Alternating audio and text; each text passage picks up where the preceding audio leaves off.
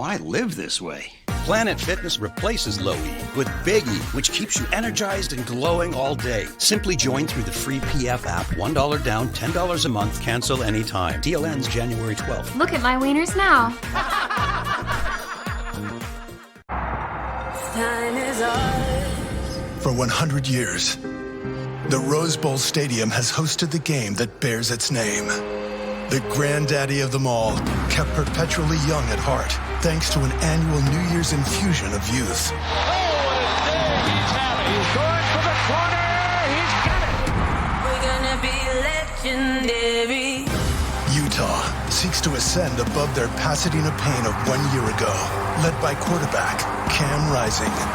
Cam scrambles. Cam to the end zone. He's in.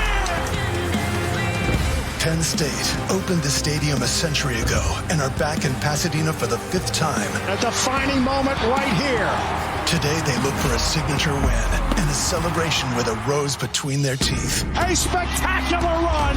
Icing on the cake. One for the ages. Utes. Stunning turnaround for Utah. Nittany Lions. He's gone. Goodbye. We're gonna be legendary. Back in the original bowl game. And the Utes have come back again. Ready to add more unforgettable moments to a college football tradition. Welcome to the 109th Rose Bowl game. Welcome to the Rose Bowl game presented by Prudential, America's New Year's celebration, played on January 2nd for the 15th time, and the first ever collision between the Pac-12 champion Utah Utes and the Penn State Nittany Lions out of the Big Ten. This is the Ram Trucks kickoff. And welcome, Chris Fowler, Kirk Herbstreit, Holly Rowe joins us. We've had the honor 7 times, my man here, 16th Rose Bowl. The plot lines change year to year, but the majesty just doesn't, man. It really does. And every year you talk about this, and every year you get excited. And when you get here and you have a chance to look the coaches and the players in the eyes, you realize how special it is to us, but also how special it is to the players. And typically it brings out the best in these competitors, and I expect that this evening. For Utah, unfinished business. Their quarterback, Cam Rising, from about 50 miles away to the west, got knocked out of the game in that narrow loss to Ohio State, driven to come back here and win it this time. Yeah, it's incredible what he's accomplished and what he's had to fight through this year with the injury to his knee. And yet here's Utah filling up the Rose Bowl Stadium. Back-to-back Rose Bowl appearances. Came so close last year against Ohio State. They're trying to finish it off the right way with a win tonight. His counterpart for Penn State is Sean Clifford. They lean on a running game which features 2 sensational freshman backs. Yeah, Clifford's, of course, is the leader, and he's going to get most of the attention as a quarterback and a captain. But he'd be the first one to tell you that Nick Singleton and Katron Allen have really balanced this offense. And today, you're going to keep a close eye on 10 and 13 and trying to make sure this physical Utah defense respects the line of scrimmage, and it's up to them to be able to do that. Both guys have players out. Other guys will have to step up. 2 very rugged defenses that are intent on harassing the quarterbacks. Should be fun. Teams that see a lot of each other in their opponent. Now, to honor America, let's go down to the field and join the University of Utah Marching Band under John Brian Sproul's direction for the playing of our national anthem.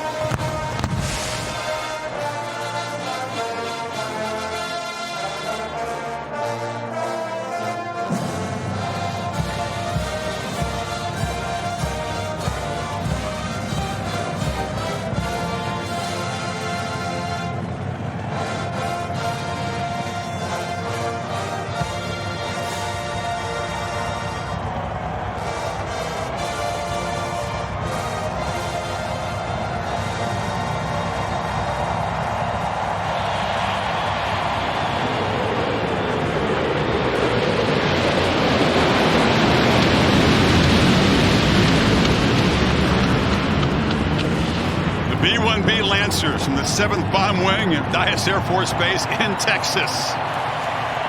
We hope you're ready. Utah and Penn State, the 109th Rose Bowl game. Back with a coin toss after this short break. You're watching the Ram Trucks kickoff.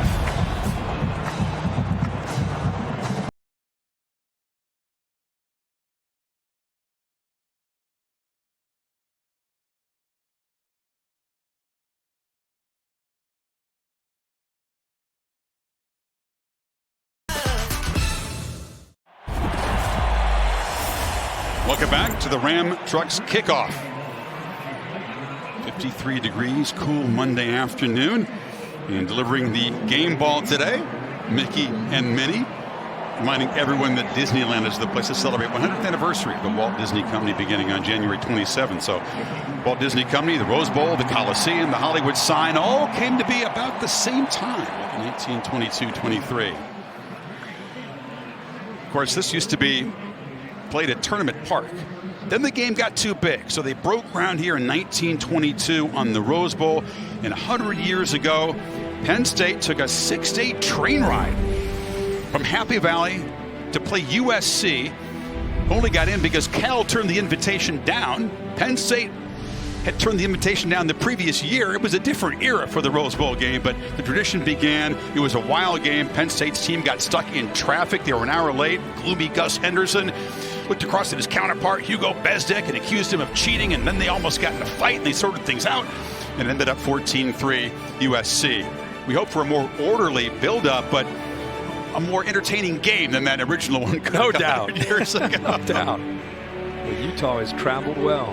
Rams Truck giving you a look at the century of history at the Rose Bowl. 57,000 was the initial crowd. 5 Super Bowls were here, including the final Super Bowl won by Franco Harris, Penn State alum, and the Steelers.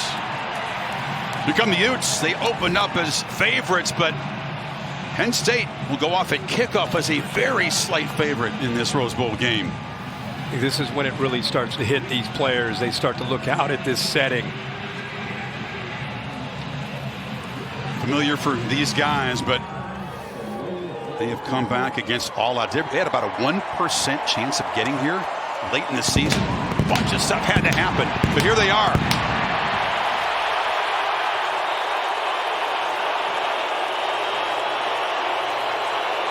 And the Utes fans travel, Kirk. They've taken this place over. Back-to-back years. They came close last year, had a big crowd, and came up a little bit close, and here they are again, this time against Penn State. James Franklin losing only to the 2 CFP teams for the Big Ten, going for win number 11 today. Only once has Penn State won a Rose Bowl. There's the great 1994 team. Beat the Ducks here.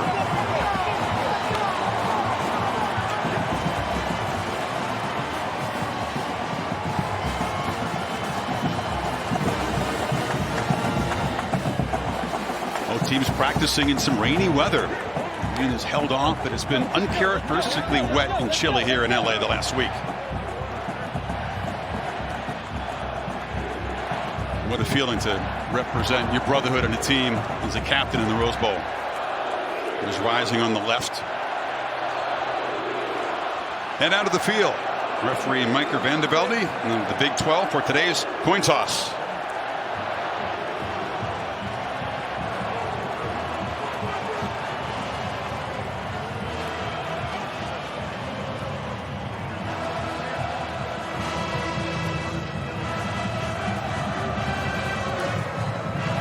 Captains, congratulations on a successful season and for being selected to play in the 109th Rose Bowl game. My name is Michael Vandervelde. I'll be the referee for the game today. Alongside my umpire here is Mr. Robert Richardson. But more importantly, it is my honor to introduce to you today our dignitaries. First, the president of the 2023 Tournament of Roses Association, Miss Amy Wainscott. She will present today's coin. And next, the Grand Marshal of the Tournament of Roses, Miss Gabby Giffords, alongside her husband here, Senator Mark Lewis. Gentlemen, Miss Amy, would you please present the coin? Thank you. Gentlemen, the coin today features the logos of both teams. On this side, we have the Penn State Nittany Lions. And on the opposite side, we have the Utah Utes. The winner of the toss will be determined by whichever logo lands face up. Miss Debbie, will you please have the honors? Utah, you've won the toss. Defer your choice. You'd like the ball. Which way would you like to kick? Go ahead and turn your backs, gentlemen. Utah, they've won the toss. Deferred their choice to the second half. Penn State will receive in the north end zone. Kyle Whittingham's a defensive-minded coach. Every time in his life, he's always deferred with winning the coin toss. We'll see his defense out there against Penn State's offense. And he's with Holly Rowe.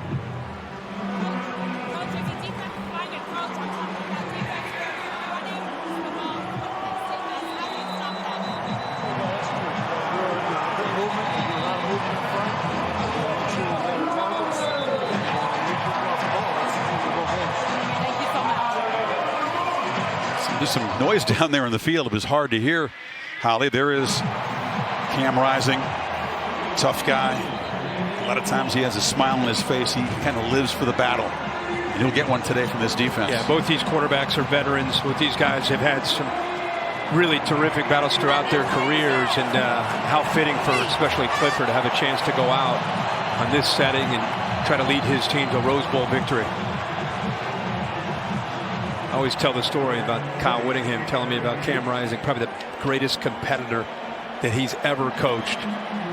Says it all right there. He's been around a lot of tough guys and great competitors, and this guy's at the top of the list. Jordan Noyes to boot it away. We talked about Nick Singleton and Katron Allen, the freshman tailbacks. They are back deep to receive this opening kickoff.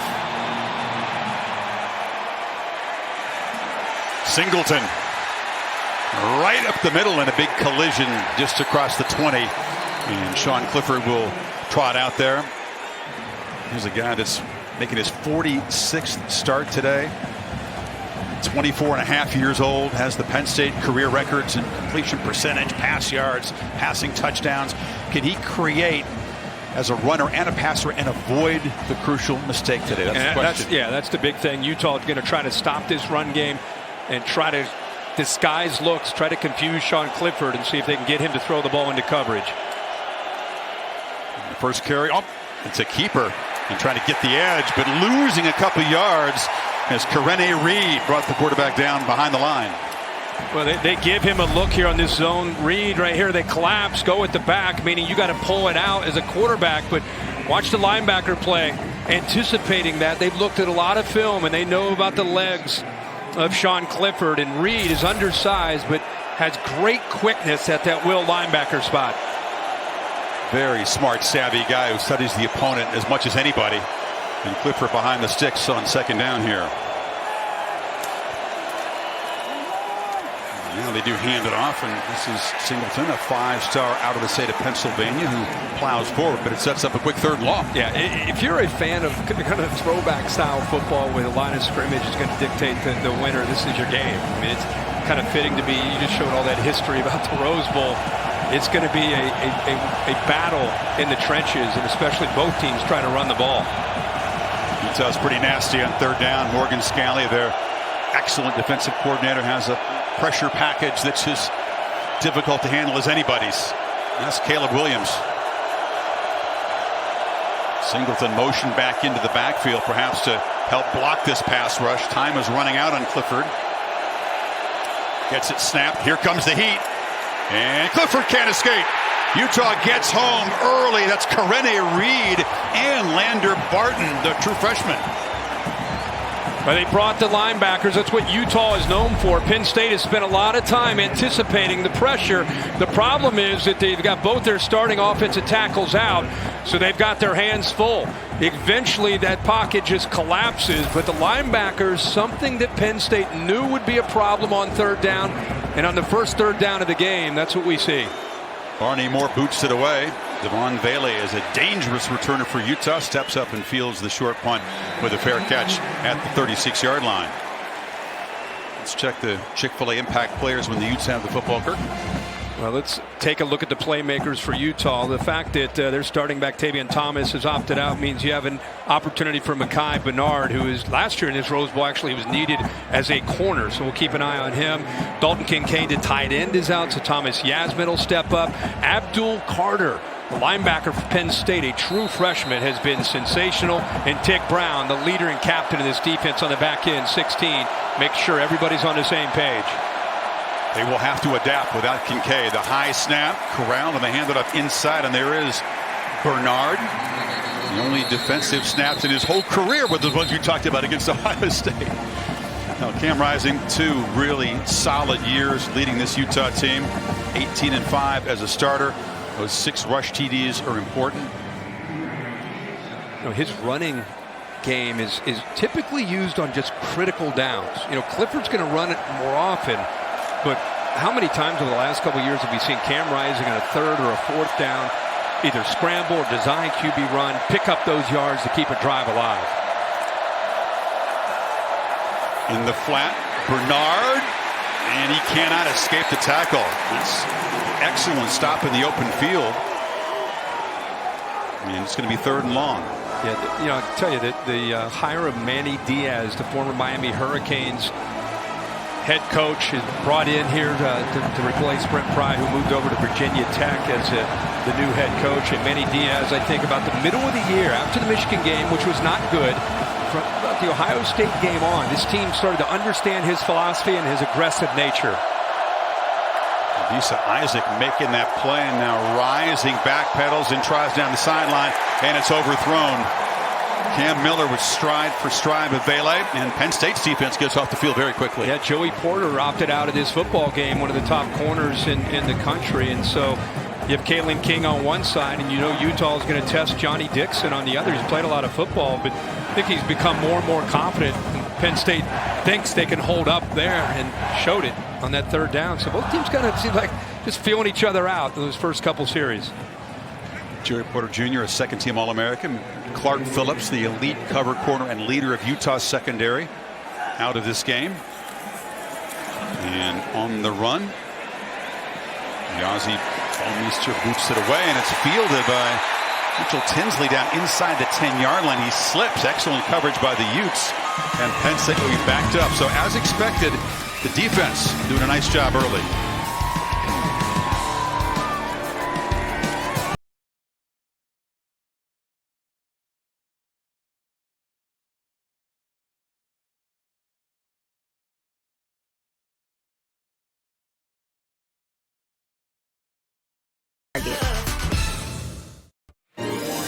The 2 programs getting to know each other for the first time. So the players from the Utes and the Nittany Lions getting together at Disneyland, part of their Rose Bowl duties. It's a balance out here, right? You want to have stuff like this, enjoy it, but also take the game seriously.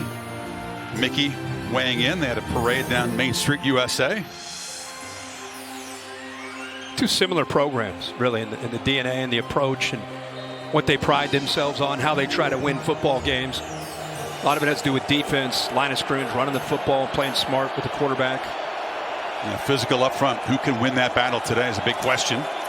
Lions got to run it out of here. Look out, Singleton's creased the defense and bolts out across the 25. That's what he's been doing to opponents in the Big Ten this season. And a really unusual formation in that backfield with both the tight ends back there. They get a good block by Brenton Strange. The right tackle also makes a nice block. Got 17 and he's back at it. Mike Yurcich uses a lot of very different formations in this offense. Yeah, and backed up there, he put both of those big tight ends. I know he's going to rely heavily on them in this game. But right now, you think about those tackles, both the starting tackles. Fashanu is out of this game, and also Caden Wallace, the right tackle.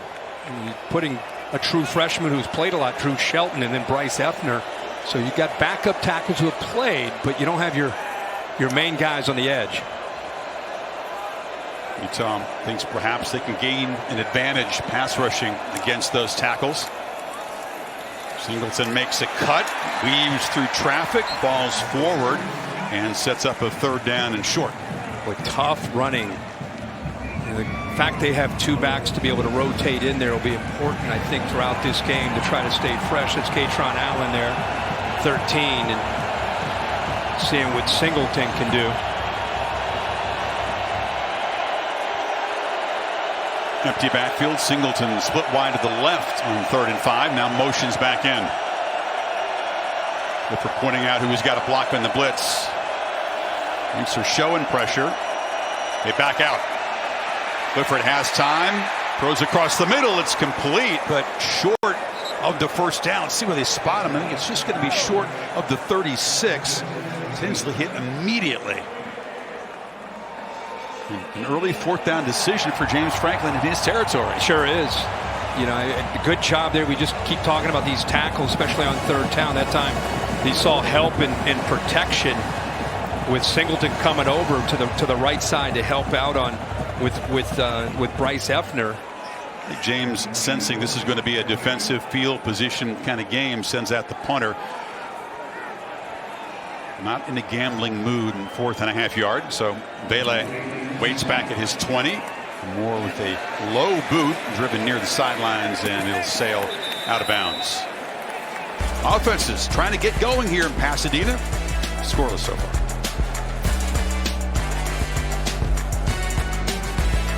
Rob these little weenies. Not with my low E. Millions are suffering from low energy, commonly called low E. Conga line around the family room? Not with my low E. With my low E, I can't even blow this guy. Well, I live this way. Planet Fitness replaces low E with Big E, which keeps you energized and glowing all day. Simply join through the free PF app. $1 down, $10 a month, cancel anytime. Deal ends January 12th. Look at my wieners now. The Rose Bowl game is presented by Prudential. Millions of people rely on Prudential's rock-solid strength for investing and financial planning. And in part by AT&T 5G. Too much college football is never too much. Lowry's Beef Bowl, part of the tradition for teams. This is year 66. That primary was too rare for you, Kirk. So. Oh, absolutely. Big fellas on both sides tend to enjoy the Lowry Beef Bowl. Utah's offensive line is called the O block. They studied Michigan's game plan, Kirk. Wolverines ran for 418 against Penn State. Different kind of running schemes, but they're hoping they can have big-time success on the ground today. Yeah, I also think with Manny Diaz's experience now with this team, I think they're a different, completely different defense from the team that gave up 418 on the ground in Dan Arbor. Bounce back well. There's a long throw into completion, and escaping is Money Parks, one of the guys who is expected to step up. He's been improving a lot. Good month of practice. Absolutely, and he's going to have to be able to step up and make some plays in this offense today. And with a soft cushion like that, good recognition there by Cam Rising, and just puts it out in front with a soft coverage by Kalen King. Some easy yards, and he loves to move and throw the football on the edges. Both offenses searching for explosive plays. Parks is a guy who can do that after the catch. And they hand it on the end around. And Jalen Dixon, they run a lot of jet sweeps and ends around. He scored 4 touchdowns as a runner this year. Well, they do, again, because teams want to load up at the line of scrimmage to stop the run, so you have to throw in different looks to be able to keep a defense, have to respect the edges and the perimeter, not to mention the downfield shots he takes. So that's all part of what Andy Ludwig likes to do as a play caller. And today, Manny Diaz, he has confidence, even without Porter, that they're going to be able to man up in a lot of this game and try to load up that line of scrimmage to stop that running game. There's a run right up the gut, and Bernard sidesteps a tackle and barrels out near midfield, and the Utes on the move. That just opened up Penn State's defense, just kind of trying to slide, moving around. They actually take themselves out of this hole, and the double team on this side. Watch right over the left guard. See him slide there. Boy, look at that hole just open up, and then the safety, Jalen Reed, trying to come up and run support, but not able to make that tackle. Logan Kendall also with a good block.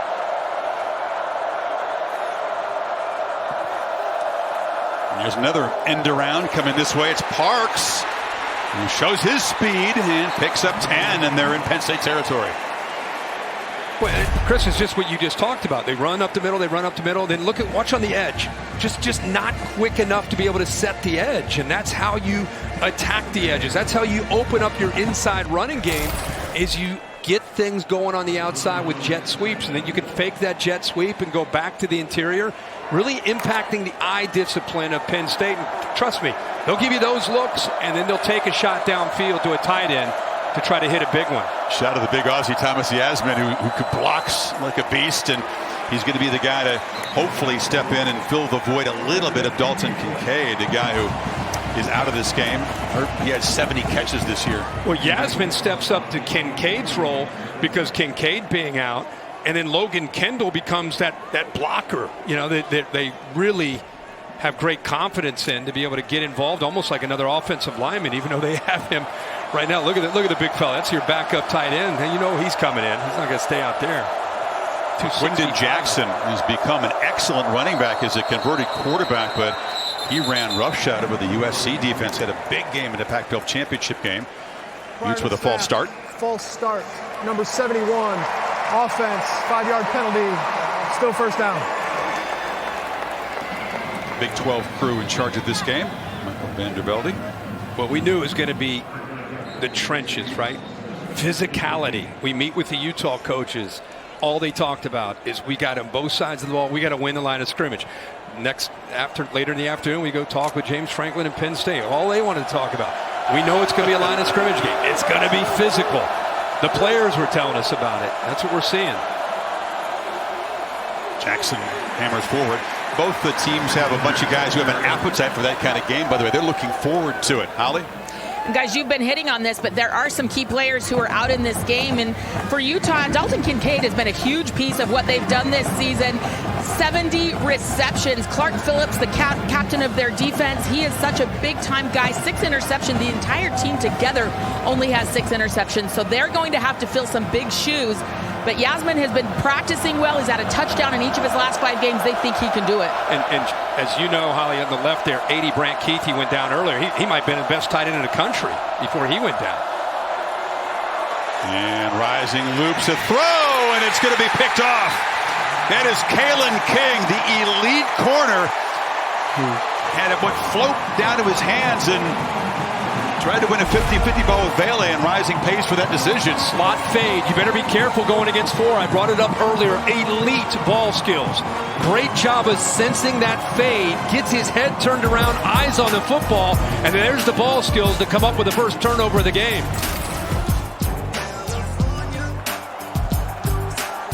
Rub these little weenies. Not with my low E. Millions are suffering from low energy, commonly called low E. Conga line around the family room?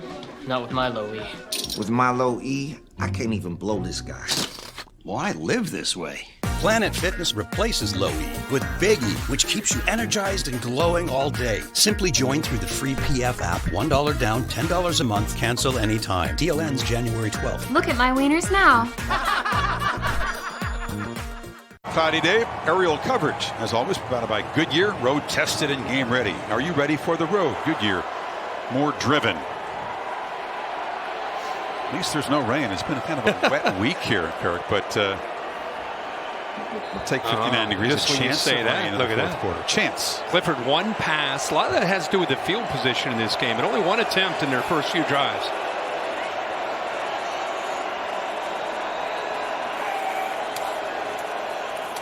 Katron Allen, after Singleton was featured early, but he's swarmed right at the line of scrimmage. Big old Simote Peppa. Connor O'Toole in there too. Boy, Connor O'Toole's become a great story, huh? This guy, I mean, they needed edge pressure to grow up and mature, especially Fillinger, who went out early this year with an injury. And Gabe Reed and Connor O'Toole, an athletic, confident guy. He was a wide receiver. Was a receiver, yeah. How about that switch to DN? It put on 45 pounds in the process, but man, he's starting to make plays this year for this defense. Strange, the tight end in the backfield. They flip it back, and there's Allen, who gives a stiff arm and makes a nice gain, sets up a 3rd and makeable. This time they roll right just to try to impact the eyes of these linebackers, get them out of position. Even if they just get out of position, see just a couple steps. You see the quickly that they're able to respond and try to get back, and they kept him just short of that first down. Got a very aggressive Utah defense going right now. Lions hoping for their first 3rd down conversion today, 0 for 2.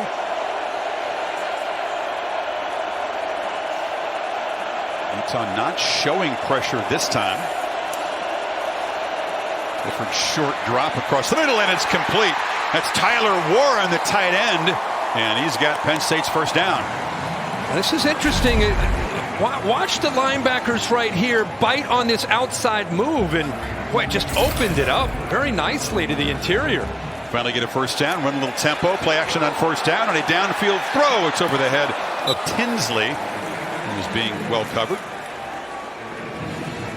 Go back to this play and just see a slight little shoulder fake there to try to make the linebackers bite on it, and it worked. And really good route timing there with Tyler Warren.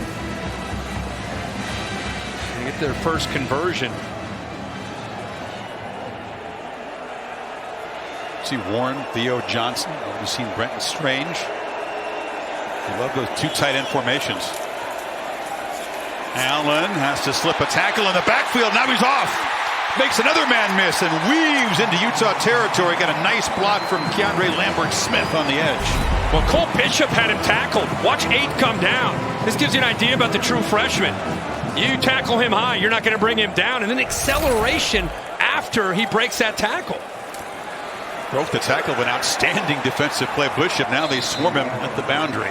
That's one way to, that's how you want to bring 13 down. You want to swarm and get after him. He showed you in the previous play, one guy comes in high, it's not going to end well, and that's much better. That's what Kyle Whittingham and Morgan Scalley, the defensive coordinator, want to see, is a lot of red hats flying to the football.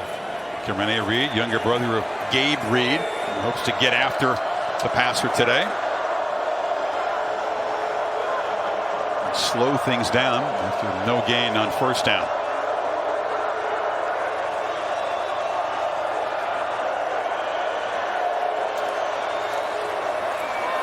At the play fake, Clifford has to scramble, dumps it off short, and it's a short gain for Allen. Travis Broughton brought him down. More penetration, this time in the interior. Peppa, that time the big fella, 77, was able to force him out of the pocket. You know, he was 360 pounds. He's down to 330 now. Playing much quicker in the interior, the defense. But how about the job there at Clifford? Just instead of taking a sack or throwing away, just tries to check it down just for some positive yards here. Once again, the chess match on third down. Penn State needs 7. Very tough against this Utes defense. So you bring him in like that to try to get a tip of the hand of the defensive coverage. Looks like they're in more zone with that movement. They use the entire play clock. Clifford across the middle, and he's got a man running free, and it's Theo Johnson. A strike to the tight end, and Penn State's in the red zone. He moved it, Singleton into the backfield. No movement from the defense. Other motion, no movement. Right away, he knows he has some kind of zone. He's focused on the safeties, makes a quick read, and gets the ball out. He was patient. Now he's got a free play. A 28-yard gain. They throw to the end zone. Jump ball. It's broken up. That was Harrison Wallace III against Vaughn, but the Utes jumped off. Boy, they're going fast here, man. They are mixing that tempo up. Mike Yursich. Offside, number 91. Defense was in the neutral zone at the snap. It's a 5-yard penalty. It's still first down. Here's that conversion. Like I said, all that movement. He sees this opening right in here. Right away, he knows he wants to take a shot to Strange, and he's got to throw it on a line to be able to get in there, and he does. And then with that free play, took a shot with Parker Washington out. Who's going to make a play? Tries to get it to Wallace, but pretty good coverage there by Vaughn. So 1st and 5. Allen is the back.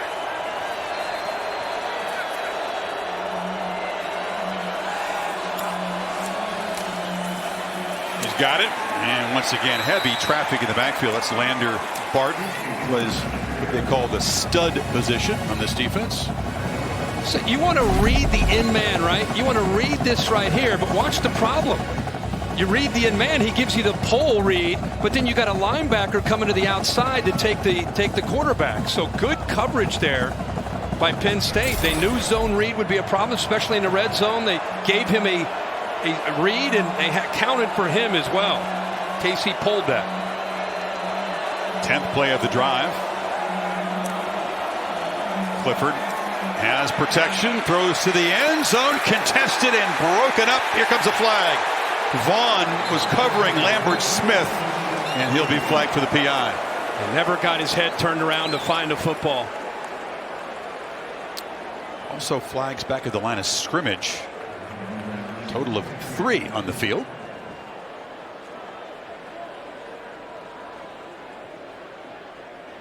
There are 2 fouls on the play. Holding, number 66. Offense, pass interference, number 16. Defense, those fouls will offset. We'll replay. Second down. So the hold on Drew Shelton offsets this PI here. Yeah, C16. He gets beat off the line of scrimmage, never able to get back. Easy pass interference call, and then Drew Shelton with a hold call to negate this. Everybody wanted to see how this offense would step up without Parker Washington, who's injured. The final minute of the first quarter. He wants the ball. He's saying nobody's out here. That's Johnson, the tight end. Now Lambert Swift moves to that side. Johnson's a blocker, and a short pass picks up about 3. Sets up another 3rd and short. Theo Johnson maybe he wanted to block whatever he wanted to do. He wanted to happen fast because he knew that they were a man short. But these are good-looking tight ends that you talked about. Britton Strange, that's Theo Johnson, Tyler Warren. They use all 3 of these guys. Now you got both freshman backs in the game, Singleton and Allen. How about this? Look at this wing T. Yeah. What era are we? I mean, only in this stadium can you line up in a wing T. One of the few teams in the sport that uses this formation.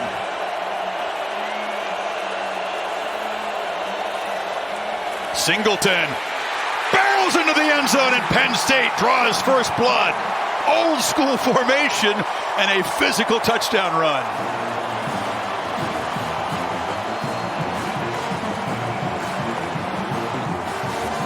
That's kind of fun. Oh, that is great. That is great. Look at this play right here. Look at the offensive line. Watch the big tight end there, Strange. See the back, Allen leading the way. Just overload that right side and come up with that first touchdown. It's a march. After the interception, they take it 82 yards in 11 plays. Jake Pinniger knocks it through, and with 7 seconds to go in the first quarter, 7-0 Penn State. Good run-pass mix on the drive, couple of conversions. They found the tight end, and King got it started with the acrobatic pick. Singleton, part of that freshman tandem, has a Rose Bowl touchdown. With my low energy, I can't even blow up this celebratory balloon. At Planet Fitness, there's hope. Now through January 12th, join Planet Fitness for $1 down, $10 a month, cancel anytime, and turn your low energy into big fitness energy in 2023 in a clean and spacious, judgment-free zone with tons of equipment to get you energized. Low E? Not for me. Simply join through the free PF app for $1 down, $10 a month, no commitment, cancel anytime. Deal ends Thursday, January 12th. Chris, I think we got excited saying a wing T. This is a old school T formation right here with essentially 3 backs. But what I want you to watch is the double team by the right side. Watch that double team open it up. The tight end Strange doesn't really have anybody to block because it opened up so nicely. But Scruggs and Wormley and Effner there do a great job, and love the play call there in that formation here on this beautiful day in the Rose Bowl. Mike Yurcich is creative. He uses old school. How often do you see 3 tight ends and 2 backs? Some teams go 5 wide down near the goal line, right? There were no receivers in the game that time. Not at all. We said game of physicality. Holly? Well, guys, listening in on the sideline here, that was a really interesting play call. Sean Clifford said he looked at the sideline, wasn't sure if they were going to really run out of that formation, but nobody changed the call, and so he said, all right, let's do it. They were kind of laughing on the sideline that it worked, but Mike Yurcich came over and said, hey, they had a 4-missile look. It looks like they're gaining information as this game goes on about how Utah is going to play some of those coverages. Really a lot of communication with Yurcich and his offensive line right now, getting information to make these calls. Good stuff, Holly. I mean, Clifford's seen everything. So when he shakes his head, are we really going to run this play? You know, it doesn't happen all the time. They do use that formation, but down near the goal line, it worked beautifully. So that Penn State touchdown, the only scoring in this first quarter, end of 1 in Pasadena. You're watching the Rose Bowl game presented by Prudential on ESPN.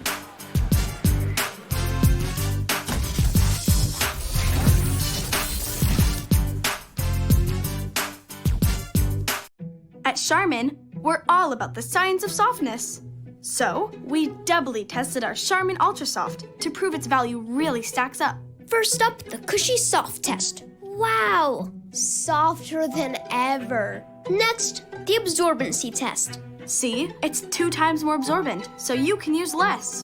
So, Charmin Ultra Soft is always worth it. Now, if you'll excuse me, I have one more test to conduct. We all go. Why not enjoy the go with Charmin? Set for the second quarter of the Rose Bowl game, presented by Prudential. And State's defense pretty stout. Then they got the takeaway that set up the long touchdown march. And now the Utes trying to fight back here. Begin with a 2nd and 7.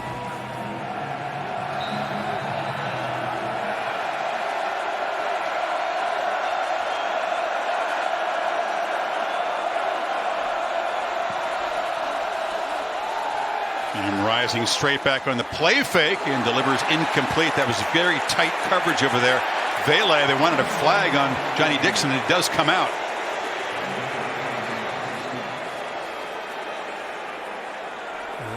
They get interference here. Had a hand on him. I'd love to hear Bill's thought on this. Number 3, defense. Ball will be placed at the spot of the foul, automatic first down. I've got him early. Early, it looked like. What about at the top of the? He's got his hand on him here, Bill. Let's see. What you think. That's fine there. But I did grab the jersey at the top of the route, and then he's through his back. Okay. Yeah. Good call. Rising agrees. He didn't see the flag at first. He came in late. It's there. It's there. High snap, and Rising fires easy access to Vele again. They need a big game from him today. Yeah, Manny Diaz mixing up his looks. He's been doing some press bails and some off coverage. Every time he seems to be playing softer coverage right away, Rising has been trained in this prep for this game to take those easy shots, just take almost like an extension of their running game. Just get the ball out quickly and take the easy yards, set up 2nd and short. You'll see Manny adjust to that and try to tighten things up. Lions bring some pressure. Ball out quickly again. Jalen Dixon ushered out very quickly there. Jonathan Sutherland, the captain, 6th-year player. Yeah, they move in Sutherland. You know, with Curtis Jacobs, his 23, does a good job of moving around, frees up Sutherland to rotate in. Sutherland, Jacobs, Abdul Carter, Kobe King, all 4 of those guys will rotate. Kobe King out there right now, along with Curtis Jacobs in the inside, is why you see Jonathan Sutherland now on the outside. Kind of an outside linebacker nickel where he can play out in space. Former safety. He's played a couple thousand career snaps. Been around, he's been around forever. And off inside, and they're plowing forward on 3rd and 2, but Adisa Isaac and Hakeem Beeman able to stop Jackson. He's going to be just short of the marker. Man, he kept moving his legs, man. He really is a powerful former quarterback. Transfers from Texas, 230 pounds. I thought he might have come up with a first down, but Penn State does a good job of keeping him short. Isaac actually got in there to 20 off the edge to keep him short. Utah with a 6th offensive lineman. Whittingham's going to go for it here at midfield. Yeah, you're looking at the length of a football here.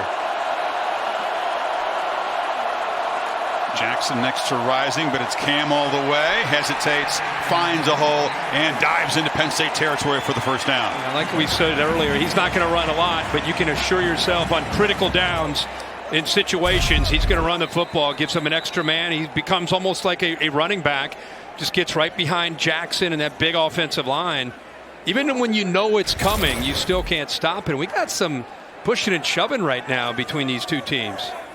There's Johnny Dixon, the Penn State corner, in the middle of it. The athletic training staff also looking at him. He's standing up but surrounded by the staff.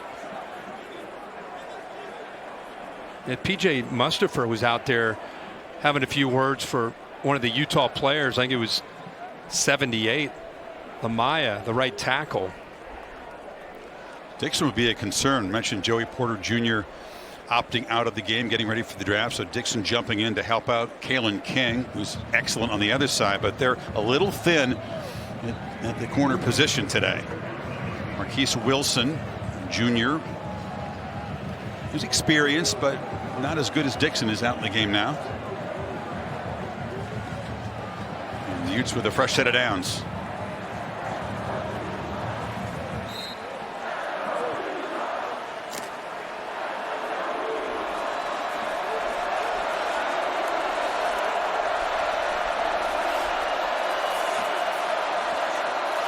And a lot of shifting, and Rising able to draw the Lions offside. They're pointing at Utah. The guy to keep an eye on, I keep watching him, is 78, the right tackle. Lamaya is really chirping out there, the right tackle, and you can see it right there. It's still going on. I mean, these two teams didn't take long. They just met first meeting. No, there's Offside, a lot of chirping going on. Number 97, defense jumped into the neutral zone, causing the offensive player to react. That's a 5-yard penalty. It's a physical line of scrimmage game. These guys all know that. They've been waiting a month for this, and I'm surprised that it's a little salty. Right here, after Mustard says something, you see 78 coming in, pointing, kind of getting close to the previous play, then it continued on the last play. Watch 78 on the edge again, letting 46 now know. To be continued. Oh, yeah. That handoff, Jackson hit hard. No one's going anywhere. Mustapher's a guy that just grew up, watching the Rose Bowl. You could almost. He was emotional almost, and he's emotional at the moment. But I'm just going to tell you right now, Bill, I'd love to hear your thought. Whenever I see this early in the game, the refs better get control of it, or the players are going to end up dealing. They're going to take care of it themselves. And the refs are getting in there. They're talking to them and that, but you reach a point where you got to throw the. You got to. It's going to cost you 15. You like to see it, the aggression, you love it, but if the refs don't get control of it, that's 3 plays in a row where you've seen some of that. End of the play, Solomon Enos, a Utah receiver, ended up in the Penn State bench, and there was some jawing back and forth. So it's building quickly here. Perhaps talking about that at the moment. The clock is correct. It is second down. This is what I'm talking about at the end of the play. Did he get confused where he's supposed to be going? He lost his mouthpiece. And was that picked up and thrown? I don't know what's going on over there. Carnacina's son, by the way. It's kind of crazy. Jackson bounces off contact and falls forward. Jair Brown brings him down, but it's a first down. Holly? Well, you guys said it. It's getting chippy down here, but that seems unnecessary. He lost his mouthpiece on his last route. He went back over to retrieve it, and one of the Penn State guys picked it up and just tossed it over into the stands. So he's not going to have that mouthpiece. Hope it wasn't custom. Pretty good range if he reached the stands with it, but it's an unwanted souvenir for somebody. It had to be a towel. His mouthpiece is hanging off of his chin or his face mask. Guy Bernard back in the game. He's putting together a good-looking drive, trying to answer. Rising, steps up, escapes, and slides down, but not before picking up about 6. They'll spot him at the beginning of the slide. Again, Manny Diaz going to bring pressure. Linebacker clears out. So again, if you have linebackers that clear out, he had the underneath crosser was open, but instead, I think anytime he sees linebackers clear out, he's going to just try to get positive yards. Not a quarterback that's going to go 50 on you, but he is a quarterback that's going to take yards when they're there. It's an important stat in football, the pressure to sack ratio. How often do you get him to the ground even when you pressure him? And it's not very often against Rising. Bernard breaks free. Micah Bernard. And Mackay down to the 12-yard line. So Utah continues to get the running game cranked up. Watch the blocking, combination blocking in the interior. Good job there. They get up to the backer who is coming downhill. Just splits open. There's that acceleration that we know that Bernard has. 15-yard gain.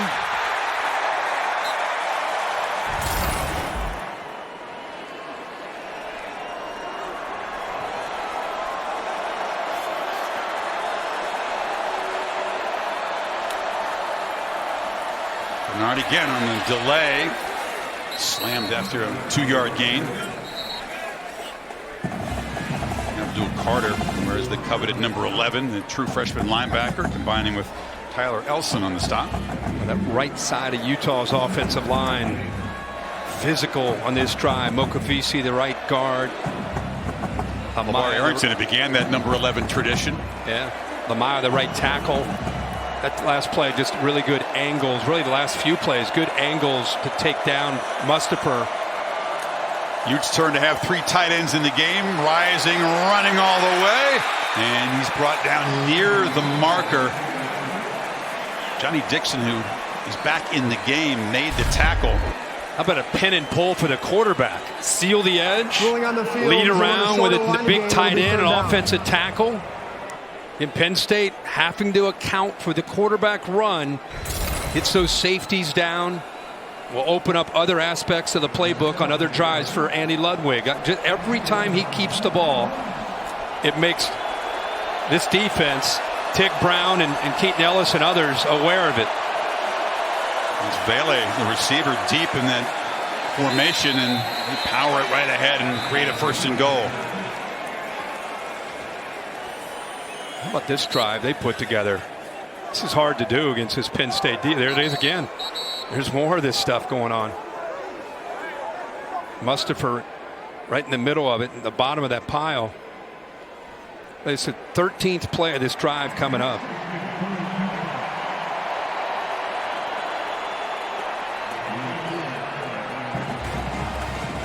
This featured physical ground game, and things continue to get really chippy down there in the pit.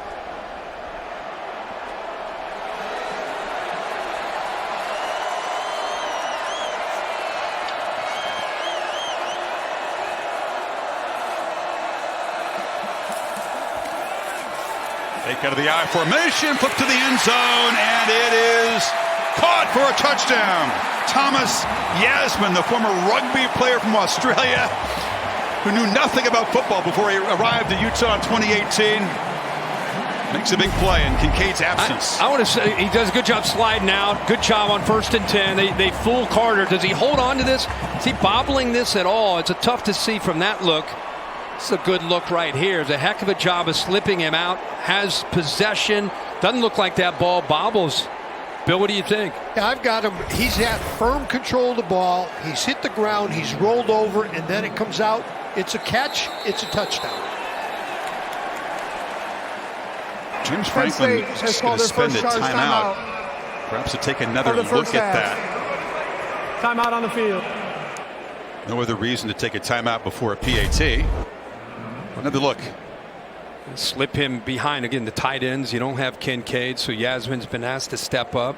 Like Bill said, he secures that ball, falls, completes the process of the catch for the touchdown. Touchdown. Let's make sure. We'll take a break.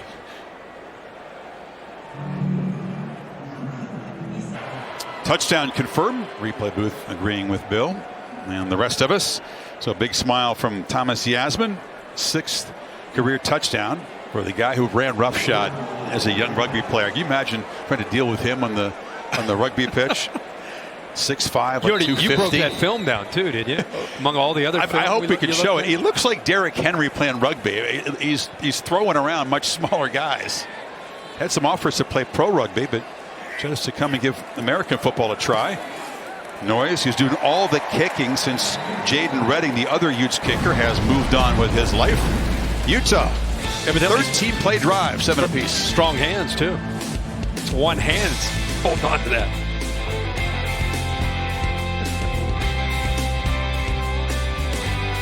Rub these little weenies. Not with my low E. Millions are suffering from low energy, commonly called low E. Conga line around the family room? Not with my low E. With my low E, I can't even blow this guy. Why live this way? Planet Fitness replaces low E with Big E, which keeps you energized and glowing all day. Simply join through the free PF app. $1 down, $10 a month. Cancel anytime. Deal ends January 12th. Look at my wieners now. The Rose Bowl game, presented by Prudential, is brought to you by Taco Bell. Taco Bell is giving back to students all postseason long by giving them free tickets to the biggest bowl games of the year. And Capital One. What's in your wallet? The football game was conceived to fund the parade. As you well know, the parade is very, very important here. I'm going to salute Ted Tompkins, Tournament of Roses production manager. 2023 Rose Bowl game is his 50th. Began as an assistant for the former game manager, moved up the ladder, and has been game production for the last 20 years. That's the Leishman Trophy, awarded to the winning team at the end of this 109th Rose Bowl game. I think he's going to have that post till they declare a victor here. Is guarding the trophy one of Ted's responsibilities?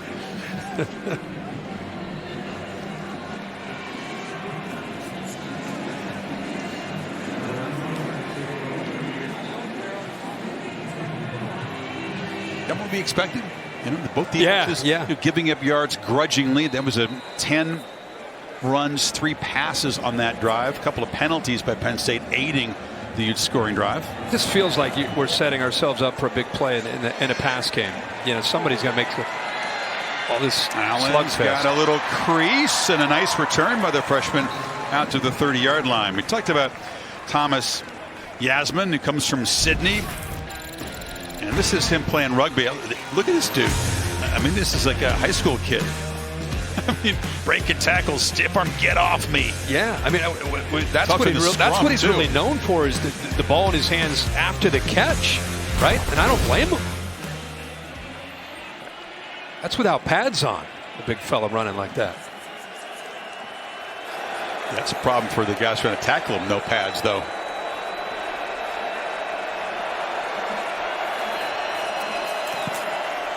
Clifford rolls, scans, and will fire it away. Nobody open there, and he was being pursued by Vaki.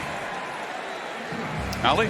Well, Kyle Whittingham took a leap of faith on Thomas Yasmin, and he said that, you know, I knew that he could run after the catch because he did so well in rugby, but when he got to us, he'd never caught the ball, and he didn't actually even know how to put on his own pads. Said it was pretty funny the first day trying to watch this big guy put his pads on, but he has learned quickly, and they're learning that he has good hands. That physicality from the rugby game has translated, and sight unseen, Kyle Whittingham said, bring him over, and he's getting rewarded today. That's pretty basic. When you here's the pads, young fella. Here's some straps. Here's how we put them on. But like you said, learning quickly. 2nd and 10. Allen tries to bounce it, but he cannot escape the grasp of Vaki again. So 3rd and long now. Well, those linebackers are doing a good job of staying clean, getting off of blocks up front. Vaki there, Landon Barton, 20, who's had a great freshman year, kind of forcing it to the outside. Both those guys are true freshmen. Had big years for this defense, especially as the year is into that second half of the season in the Pac-12. Already the 6th 3rd down for Penn State today. They've converted 3 of the 5. You know, they're showing blitz, but somebody's got to drop out with those 3 receivers off to the right. They do. Clifford is looking that direction, spins away from the rush, and now fires, and wide open down the field is Lambert Smith. So he scrambled against the grain, and the coverage lost Lambert Smith. Well, he looked right, and it actually moved the safety that way, and it allows him to scramble back the other way. And with the eyes into the backfield by the defense, especially the corner, Broughton, nobody there on that behind the corner. Crafty move, picks up 32. Clifford looking to throw again on 1st down and fires to Allen. Picks up about 7. And if you watch him, and when he gets to the back of the top of his drive, see his eyes? Look how he moves. And nobody on the back end. And Lambert Smith is just waving his hands, saying, hey, that's safety. He moved all the way over. There's nobody back here. So good recognition there with Clifford with his eyes downfield on that scramble. Probably the area that he's improved the most in his 4 years at Penn State as a quarterback. Spreading the ball around, 8 of 10.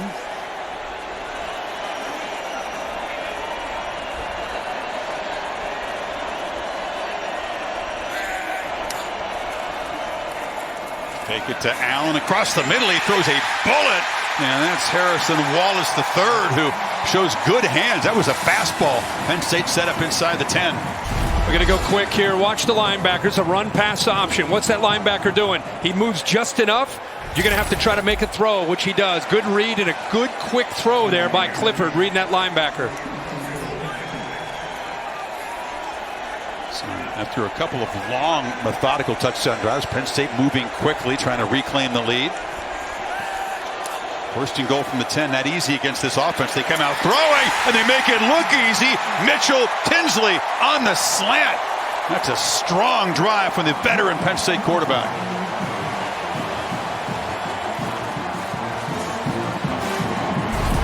Well, we wondered who would step up, and we've seen that now in the perimeter. Watch the safety move, come up.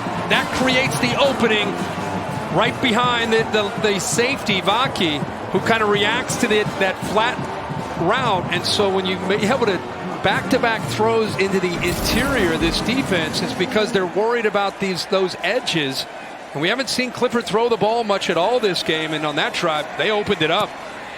Utes are a good red zone defense, so 1st and goal to 10 is a tough assignment. Penn State's response, aggression, throwing the slant on 1st and goal, and Tinsley gives the Lions the lead again by 7.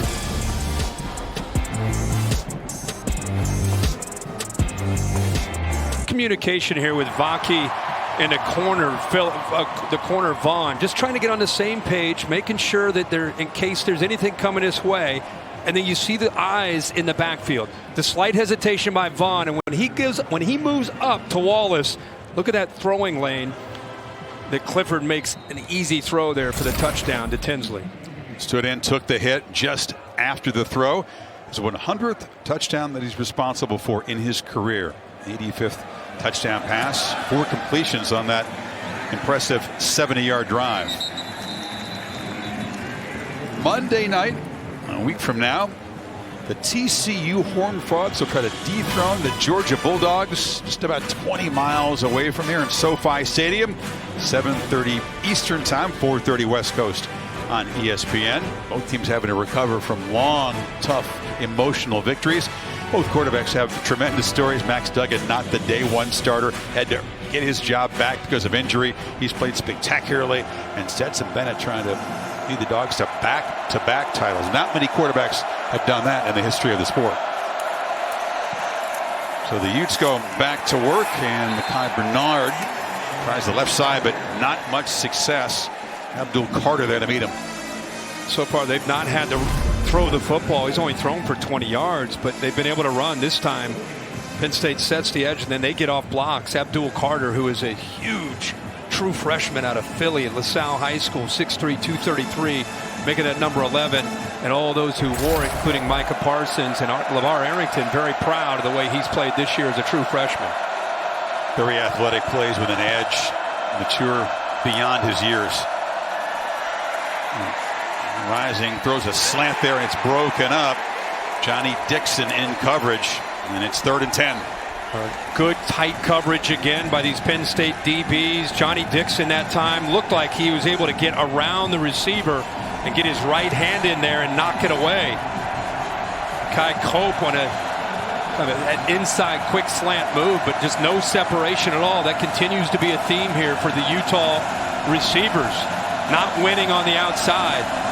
Even without the marquee corner, Joey Porter Jr., this Penn State secondary is showing why they're one of the best in the country. Lions crowd the line here on 3rd and 10, showing heavy pressure, and they bring it. And Rising off the back foot just launches downfield, and coming back to make the catch is Vele. Had the feeling of a prayer, but the DB not as aware as the receiver. Marquise Wilson was beaten. Yeah, we talk about the pressure. He gets hit as he throws it, but we've just bragged on the corners, and then Wilson just loses the ball. So often we see an underthrown ball with a corner that doesn't locate it. It's either interference or it's a big gain. And this time it's a big gain with Marquise Wilson just not locating the ball. He just came out there. It's been King and it's been Dixon. But that time on 3rd and long, they went to their nickel package, and they found the right matchup.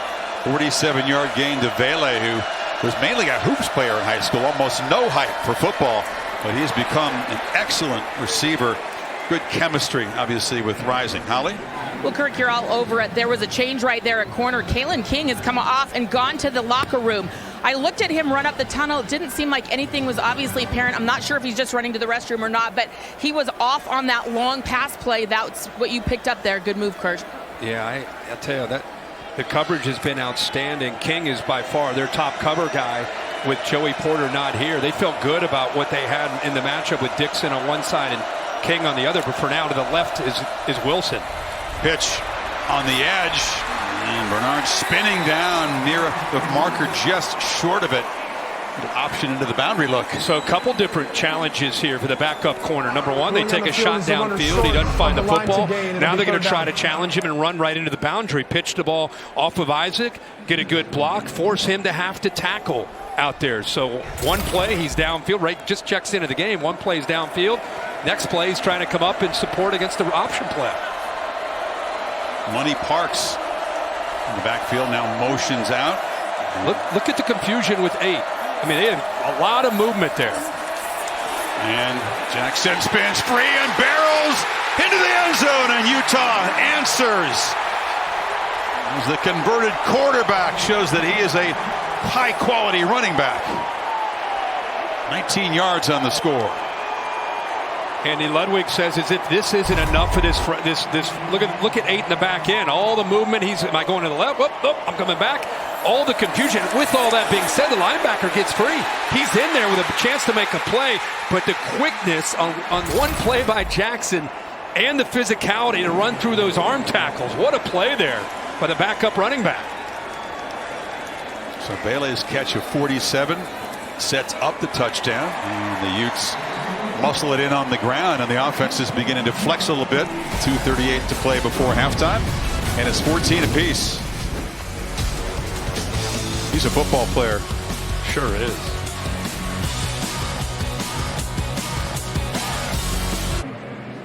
The folks in red who make up most of the stadium are happy at the moment. Goodyear giving you the aerial coverage, celebrating the challenge of road games everywhere. Are you ready for the road? Goodyear, more driven. Reese and the gang get ready for the Mercedes-Benz halftime report down here in the corner of the field. Des and David, you going to run down there and do a quick halftime? Yeah, can you get back up here for the third quarter? Both the Utah and Penn State marching bands will also perform. Why not? There's nothing you're not capable of, Kirk. What the heck? Singleton knocked down just across the 20. So, drive recap brought to you by Prudential. Each offense has scored each of the last 2 times they've had it. Yeah, and the last time Penn State had the ball, they put it in the hands of 14, and he was 4 or 5 for 68 yards. Good job of improvising there, buying that time. Then a couple quick slants, one to Harrison Wallace, and then the touchdown to Mike Mitchell-Tinsley. Just like that, blink of an eye, gives this passing game and a Penn State offense some confidence. So you look at 2:34 to go in the half. You know, with a veteran quarterback coming off a great drive, they're thinking about moving the ball down the field here. Meanwhile, when the Utes get the running game going, Rising starting to be very effective off play action. So a lot for both defenses to think about at the moment. Pop pass to Tinsley, who gives a stiff arm and is wrestled down on the sidelines after about a 4-yard gain. Vaki has been active for that Utes defense. Yeah, Vaki is everywhere. Talking to Morgan Scalley this week, he just talked about, this is a defense that lost so much leadership, and they needed some guys to mature pretty quickly, especially young players, and Vaki is one of those. Second and long. Clifford is going to try to escape. He'll be dragged down right near the line of scrimmage. And this big junior Tafuna.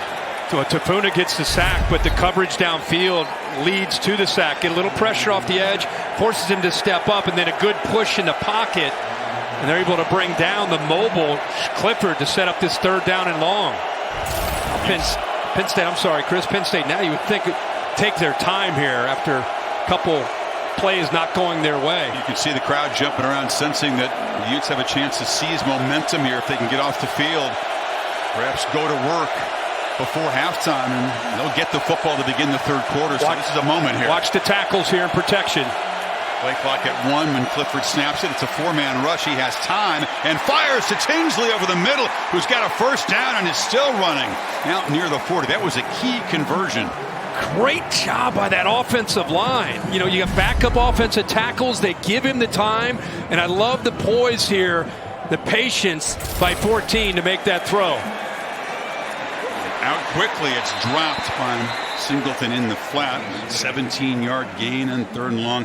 Clifford, very accurate start. He's been avoiding the kind of decisions that Penn State fans kind of shake their heads about sometimes. Especially on 3rd down, right? Big downs, and this is a good throw. And like I said, he's very happy to be able to sit there and set his feet on that 3rd down with that offensive line. Utah did not bring pressure. They thought they could get home without having to blitz. Usually you see them blitz on 3rd down. Lots of pre-snap chest maneuvering for both offenses. 4-man rush again. Clifford is going to be sacked. They did get home that time. Karene Reed got around and beat the guard Wormley. Yep, this is what you worry about with this offensive line, is movement like this coming around, and that's what they do. Come all the way around, and Wormley not quick enough laterally, and no communication there with the right tackle after to switch off onto that So Utah has called their first charge timeout in the second half. There was some limping This will be a 30-second by Clifford timeout. after that play. He's kind of hunched over. It's going to be third down again, 3rd and 16. Minute 6 to go. So very nearly had the first scoreless first quarter at the Rose Bowl in more than 20 years. But the offenses have got going now. Nice blend of running and passing really from both sides. Yeah, this is going to be one of those typical Rose Bowls. It's going to go into the second half. It's going to be a play here, a play there. In fact, James Franklin, we sat down with him yesterday. He said these are two evenly matched teams. You just know it's going to be 4 or 5 plays that are going to determine the outcome of the game. And you just don't know when those plays are going to come. But it sure seems to be playing out that way here in the first half. This was a promising Penn State drive before the Utes pass rush got to them. Utah with a couple of timeouts if they can get the football back right here. But they didn't blitz on that last third down. And it's a running play, and Allen just bangs forward. I think that's a conservative call. Timeout from Kyle here to try to preserve as much of this time, but inability to block that front ultimately doomed the drive. Utah, first charge timeout. Looks like Clifford's okay. He's a tough cat. Second sure charge is. timeout of the first half. It'll be a 30-second Went to the timeout. powerhouse program down in Cincinnati, St. Xavier. Tradition continues with a fine quarterback play at St. X, right? Yes, it does. Young Chase, unusual for a young guy like him to play quarterback in a program like that. Hey, this is exciting. You got a monster NFL game following us on Monday night, 5:15 West Coast, 8:15 Eastern. I mean, it's as good as it gets. What a day for ESPN and for sports fans. You have the Rose Bowl. You had a great game earlier today with USC and Heisman Trophy winner coming up a little bit short. And then to finish it off tonight between Josh Allen and Joe Burrow in Cincinnati on Monday Night Football. Both these teams are having great years within their division. Both teams are trying to fight with Kansas City to be the overall #1 seed. So that is a heck of a game coming up later tonight. Forward to that. Back to the hotel and check that one out, boys. Here we go. Here comes the punt.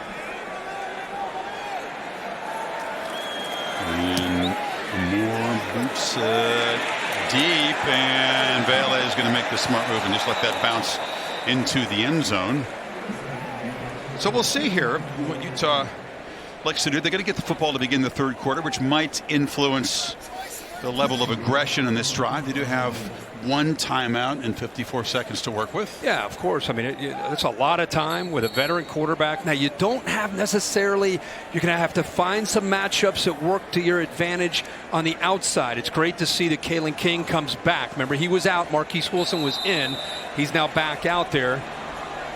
But you don't have great matchups on the outside for Utah. You got to find maybe the tight ends here, or possibly your guy Vele, 17.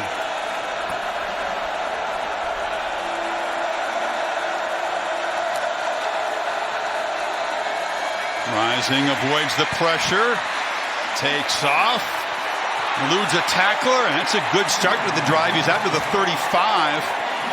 Clock will stop momentarily to move the sticks. It's not always pretty with 7, but man, he picks up yards. That was pretty to me. He had a little hurdle there, right?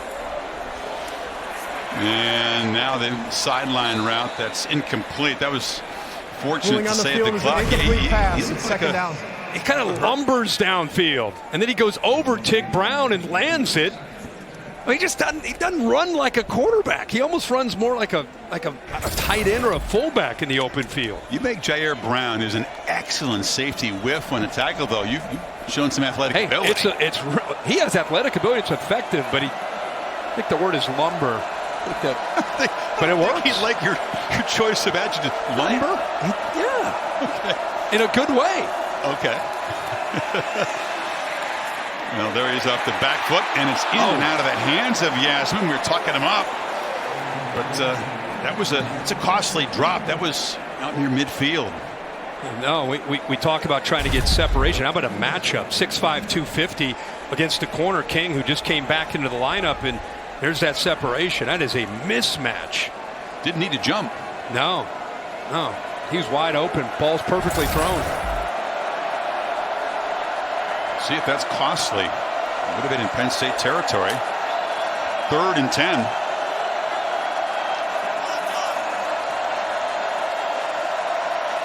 See if the Lions bring some pressure. No, they rush 4. Rising has time, delivers a strike, and it's collected and bobbled by Vele, who's got a first down. Well, he works from the right. Watch the head of the quarterback. From the right all the way back. Great time from the offensive line. And a good job. A big target at 6'5", coming back to Vele there into the boundary. It's up to jump out of bounds so they can take their time with this play call. Nothing better than that with only one timeout left. Positive yards, first down, out of bounds. Loved how he worked through his progressions there from the play side all the way back into the boundary. If they can field goal, they've got a ways to go for Jordan Noyes, who's not known as a long distance kicker. Rising scrambles, sideline route, incomplete. There's Vele again. He caught that, but he's out of bounds. I don't know how he caught it. I thought he just was throwing that away. Look at this. Are you kidding me?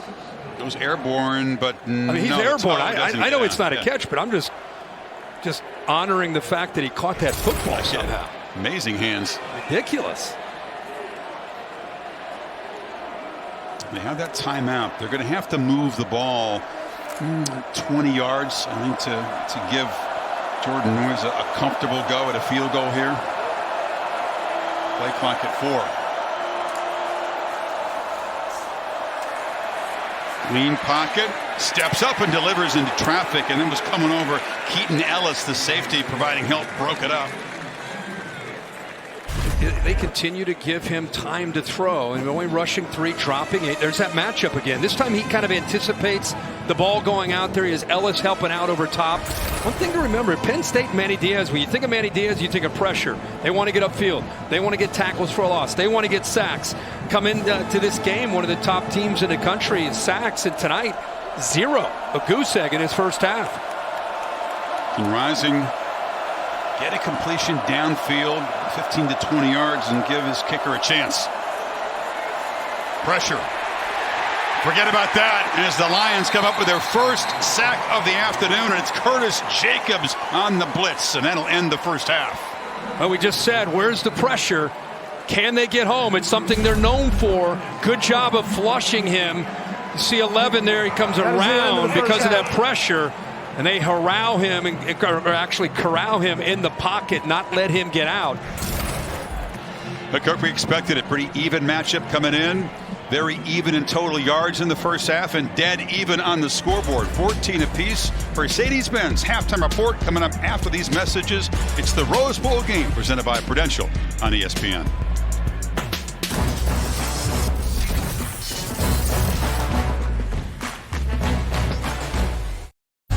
The plot lines change year to year, but the majesty just doesn't. And welcome back to the Rose Bowl game presented by Prudential, America's New Year's celebration. Just the second bowl this year, tied at halftime. Probably don't remember the Mexico Bowl, BYU and SMU, 14 apiece here. We expected a close, tight game, decided in the final couple possessions, Kirk, and we're getting it so far. It's what we thought we really would see, a game that's going to go back and forth. I think it's going to be probably the same near the end of this game. Which of these quarterbacks maybe has the ball in his hands with a chance to win it? You feel like Penn State's starting to get things going through the air with Clifford and his receivers, and you feel like Cam Rising hasn't really been able to make things happen yet through the air, but eventually Andy Ludwig, as the play caller for Utah, has a chance to maybe get that going. See if Penn State can continue to have success offensively without the typical run production. They've done a pretty good job limiting Singleton and Allen. But on third down, Franklin's quarterback is 5 for 5. There is Cam Rising, had the big downfield play when Kalen King was out of the game to Vele that set up the touchdown. And this is Money Parks from the 7. And he's going to be knocked down. Excellent coverage at the 23. Holly, what do you have? Well, James Franklin said they have got to get more pressure on Cam Rising. They have got to affect the quarterback more. He said, if we can't get it done with our 4 guys up front, we're going to have to start blitzing guys from other positions. He's just operating too effectively. And then for them on offense, he really likes what they're able to do so far, but he said we have to be more efficient on first down so we're not in those third and long situations. Don't forget to mix the speed of those running backs in. He likes what the freshmen have done so far. Got their first sack of the game late in the first half there. They're not afraid to blitz, though, so maybe we'll see more of that from Manny Diaz in the second half. Mekhi Bernard, quick burst up the middle for him, about 7. And that threat of the quarterback run can open up different aspects of this Utah offense. They test the edges. Time going right to the edge there with a quick little zone read. It opened it up nicely there for positive yards on 1st and 10. Guys up front doing their job, Kirk, when they've had 79 yards rushing before contact. Doing this without Tavion Thomas, their physical back, who's not available. And that time they swarm him. Curtis Jacobs got in the backfield. No gain, sets up a 3rd and 2. And the reason he got into the backfield is Akeem Beamon, 51, who's kind of slippery, undersized in the interior of this defense, but got leverage on the big offensive lineman, and they had to spend all their time worrying about him, and that freed up Jacobs. So they move around from outside to inside. It freed him up to make that play. When is 264 small? In the modern world of college football, as an interior lineman, that's what Beamon plays at. 3rd and 2, it's Jackson. He's met in the hole, and he bounces off a tackle and gets a 1st down. Boy, good job. I thought Rising might be fooled by this right here. I thought he might feel that he was collapsing down. Tough read, but a good job of making the proper read there. And we keep seeing a combination of Bernard, who's quick, and then Jackson at 6'2", 230, who runs more with power and gets behind his pads. Just enough there for the 1st. Yeah, Elston could not wrap him up. Powerfully built back. That's Bernard back in the game and in motion.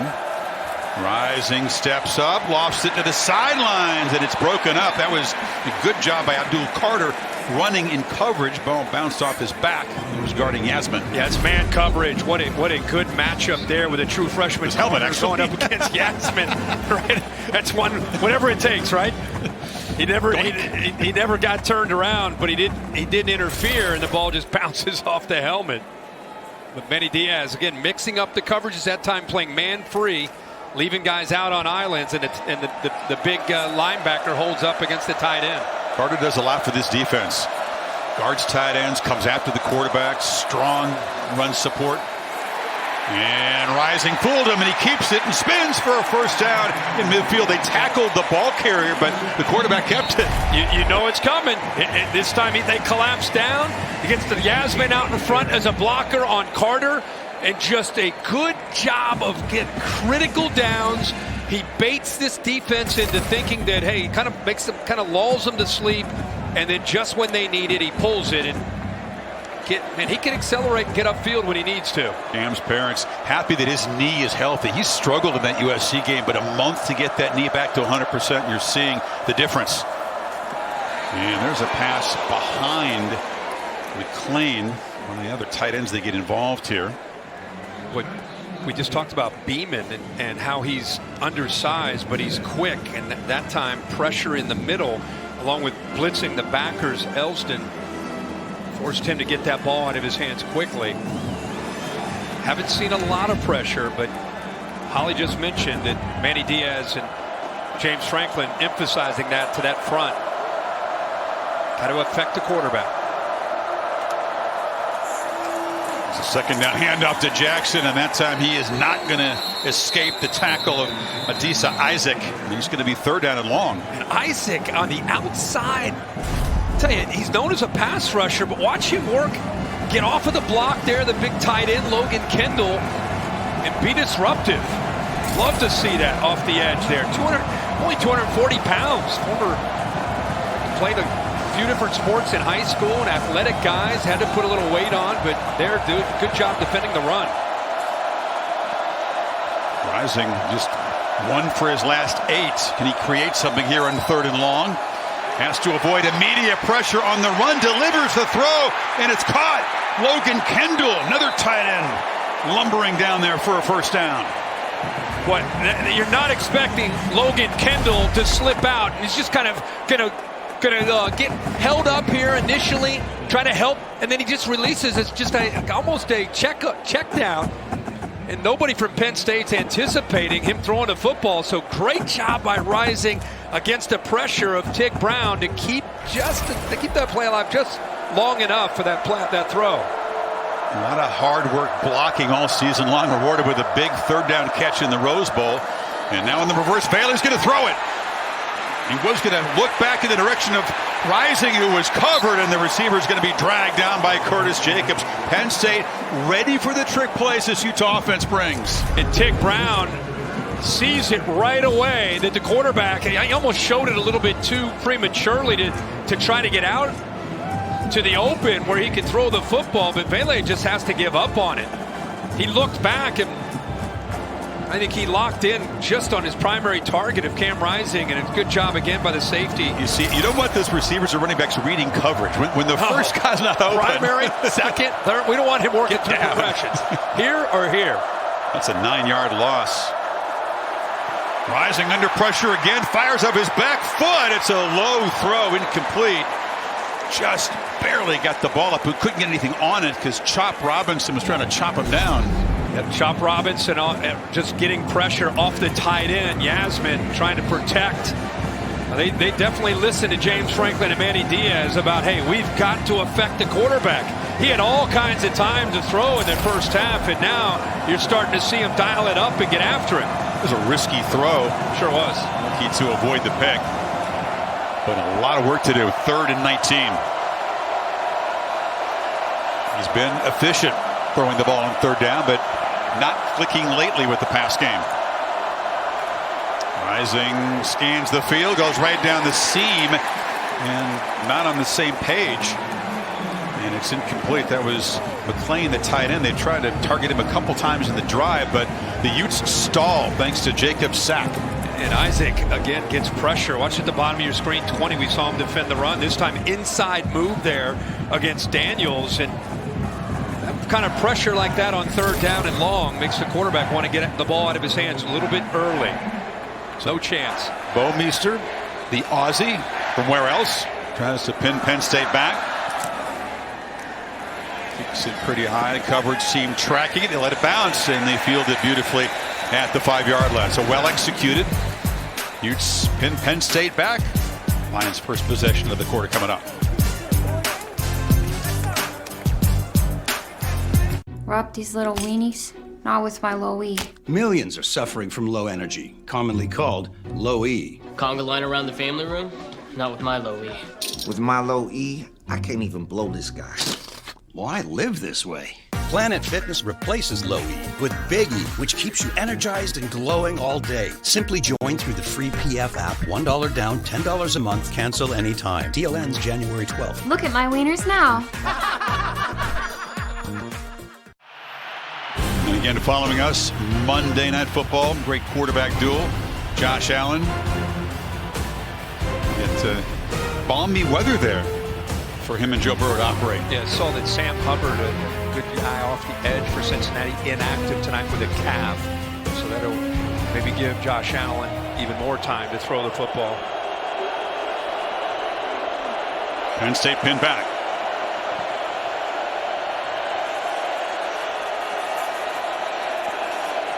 Clifford has avoided a mistake so far in this football game. This would be a bad time for one. From the end zone, over the middle, and just bounced harmlessly, but a lot of traffic in the area. Theo Johnson was the intended target, but Diabate provided the pressure. Yeah, Diabate is a middle linebacker that they like to, from time to time, move around and try to get him as close to the line of scrimmage or blitz him. And, you know, as the season went on, the transfer from Florida started to become more and more comfortable with his scheme, and they love to mix him around. You can get after the quarterback. See up to adjust the protection.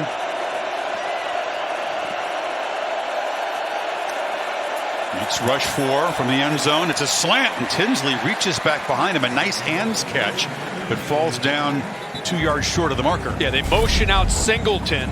Creates a one-on-one now back to the field. So he cleared it out by moving the back out. Pre-snap movement made it a little bit more defined of a throw and an easier throw there to give him a chance on 3rd down.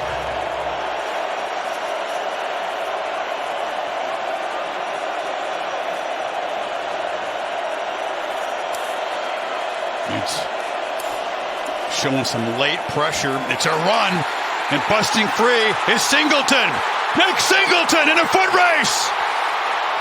one that he will win. Touchdown, Penn State, 87 yards.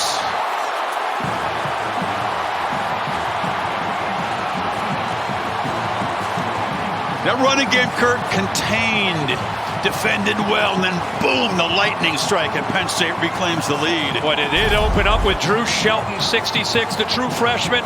See the tight end here help out as well, Theo Johnson. But where does the safety go in support? Not there at all. R.J. Hubert out of position. It opens it up, no one to take care of it. Remember, it's third down or it's tight yardage. They walk everybody up there, and he breaks free, and there's no one in the back end to prevent the big play. But a good job of opening it up by Shelton and the big tight end. More often than not, Utah had been hitting Penn State runners behind the line. That time a big crease and a huge play. The Rose Bowl game presented by Prudential is brought to you by Gatorade. Head to Gatorade.com for exclusives to help you fuel your 2023 goals. AT&T 5G. Too much college football is never too much. And Allstate, reminding you that football season is mayhem.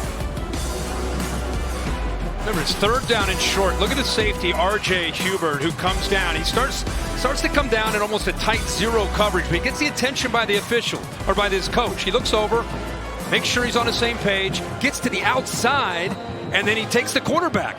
But look right here. Is that a hold possibly by Theo Johnson to turn that linebacker to open it up? Bill Amanya says no. Borderline, but no. Well, Penn State, before the game, honored former Nittany Lion and Steeler grade Franco Harris. Won 4 Super Bowls, the last of which came right here in the Rose Bowl. January 80 against the Rams. Had a couple of short touchdown runs, and Franco Harris lost just a couple of weeks ago. And to honor the former Nittany Lion, Penn State wore his Penn State number 34 as they got off the bus. That's a nice touch. Very nice. Must Frank go at age 72. One of the most humble stars you've ever met. Such a good man. Rising, trying to answer, rolls out on first down, but he threw it behind big Logan Kendall. When we played at Penn State, he was blocking a lot of the time for Lydell Mitchell. It was a tremendous college backfield, late 60s, early 70s. Of course, Pro Football Hall of Famer, and 4 Super Bowl championships in the 70s for the Steelers. Known around the country about, of course, his Hall of Fame career with the Steelers, but boy, we'd see him often back at Penn State games supporting those Nittany Lions. And off in traffic, that's Jackson picking up a few. Nick Tarburton on the tackle, and it's third down and 7 now for Rising. It's a passing game, Clark, that's kind of lost its rhythm a little bit. Penn State only pressured him 5 times in the first half. They got him 5 times in that last possession. Penn State knew they'd give up some plays potentially through the air to the tight ends, especially to Yasmin, but they came in with a goal with Manny Diaz saying, we're going to make Cam Rising beat us throwing the football. We're going to have to load up and stop this running game and get him into third down situations like this. And Rising flushed again, trying to make it with his leg. Shows the toughness, takes a hit, and they do move the sticks across the 35. Well, if you're gonna come after Cam Rising, you better get there. You better have somebody to account for him. There's the pressure right there, and this sums up Cam Rising these last couple years. He just throws his body into that collision. He paid a price here at the end, though, Kirk. Yeah, he's still down the field. It's that left leg. Remember, the knee has been the problem. He's been playing through pain a lot of the season. And a reminder that he was knocked out of the Rose Bowl game a year ago. Took a shot when his head pounded against the turf against Ohio State. Had to leave. Hope that's not the case here. We'll step aside.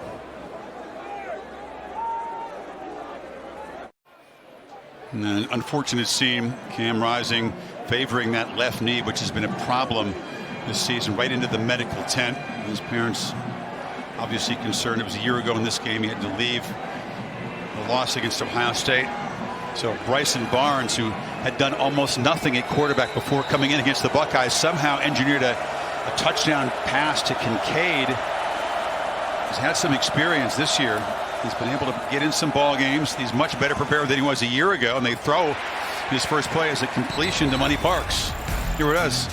Well, if you go back and think about when he had to come in for Cam Rising last year, makes his throw to Kincaid to give Utah hopes of trying to get back and winning a game, in a game that was going back and forth. And like you said, he didn't have much experience at all until he came into that game. Now this year, because of the injury earlier this year to Cam, he in fact had a start against Washington State. So he does have a lot more experience coming in this year. You see the numbers, and incidentally, while we were showing you all that did get waved off, right, Chris? It's an incompletion, yeah, 2nd and 10. So more prepared, but very few meaningful snaps. There's a high one that he has to go out of the air and stab, and he hands the ball to Jackson, who makes it a 3rd down and reasonable here. They'll need about 4.5. Watch the snap here, and watch Logan Kendall, by the way, coming in motion and take the guy off the edge here. Great job of going airborne. Look out, 56. Here comes a big man. Bang! But Logan Kendall has been everywhere. You need a block? If I were running the ball, I'd get right behind 32. He's got to take somebody out. Transfer from Idaho, 263 pounds for the tight end. Potatoes. He's playing like he shifts over to the right here. Bernard is the back on 3rd and 4. Play clock at 2. And backpedaling. Barnes delivers the ball, and it's caught for a 1st down by Bernard. They do move the sticks. Great recognition there. They're testing him. See if he can pick up, keep his eyes on this defense. Here comes the pressure. When he sees that blitz, gets the ball right out to his back. The back has the option there to either pick that blitz up or just slip right by it. He slips by it on the same page with the backup quarterback. You could tell he's very well prepared by Andy Ludwig in this offense. Comes from tiny Milford, Utah. Rising is out of the tent and walking behind the bench there. Keeper Barnes takes a hard hit, and he's knocked down. Holly? Well, guys, Cam Rising leaving that tent, as you can see, but he has played with 2 different knee braces at times this year. I saw them take a bigger knee brace in there, but I don't know that they're going to be able to put that on him. It looks like they're going to the locker room right now with Cam Rising. He has been able to play with a bigger support, but they're going right to the locker room. So Barnes take a big hit. Behind him is a true freshman, Nate Johnson, who's thrown and completed 1 pass this year in 4 games of action. 2nd and 5. Another high snap, pulls it down and lofts it downfield. Bailey, and it's intercepted. Lofted it up there, and Jair Brown makes the pick, the 2nd of the day for the Lions. And the inexperienced quarterback pressing just a bit, Kirk. Yeah, goes after Johnny Dixon into the boundary with a taller receiver at 6'5". It's not just about this matchup. It's about where the safety is. Look at the safety, close to being a half-field safety, and he puts air under it. You put air under it, very easy for the veteran Tick Brown to come over and make that easy interception. So not seeing the depth of the safety or where he is aligned pre-snap, floats it into the air, and that's the lack of experience with Cam Rising now headed into the locker room for the backup quarterback. Took a look over the shoulder at the screen to see what had happened. So Penn State set up at the 42, trying to add to their lead off the 2nd takeaway of the afternoon. Clifford has to elude pressure, and he'll dive forward for a 3-yard gain. Connor O'Toole got him down. Biggest problem this offensive line has had with a couple backup tackles in is the communication when there's movement of any kind up front. You get linebackers on kind of a delayed pressure, forces that offensive line to have to communicate, make sure everybody's on the same page, and we've seen Utah be able to free people up that way with late blitzes and also twists up front with those defensive linemen. Late rain beginning to fall here in Pasadena. There's always the potential for that in the forecast about this time. Hand off. In the short gain. So better set up 3rd and long here. Use the trademark pink light in the San Gabriel Mountains at sunset. We'll have to live with that. Yeah, that's unacceptable. We're just so used to seeing that. This is a big 3rd down for this Utah defense. After the turnover, can they get a stop? They get Penn State and Clifford off the field. Empty probably bring the back in, I would think. Utes are there he comes. Prone to show pressure, and there comes Allen back in. They've done this throughout the game. A couple of freshmen having to make smart choices and physical blocks to protect the quarterback. Clifford steps up here and delivers across the middle, and it's dropped in and out of the hands of Wallace. And that is a crucial drop in what you called a big play. It's 4th down. Yeah, Parker Washington obviously hurt, not able to play. Their leading receiver. We knew Harrison Wallace would have to step up. They actually do a nice job here of clearing out this defense. Opens it up nicely. They use Tinsley to clear it out so they can go underneath. There's 5 who cleared it, opened it up perfectly. A great throw by Clifford right into the hole, and Wallace just unable to hold on to it there. So the Utes catch a break, get off the field. James Franklin going to the lid over there with the rain falling. His punter, Barney Moore, drives Valet back, who signals for a fair catch at the 11-yard line. So Penn State cannot cash in the takeaway. And the Utes with backup quarterback at the helm, back to work.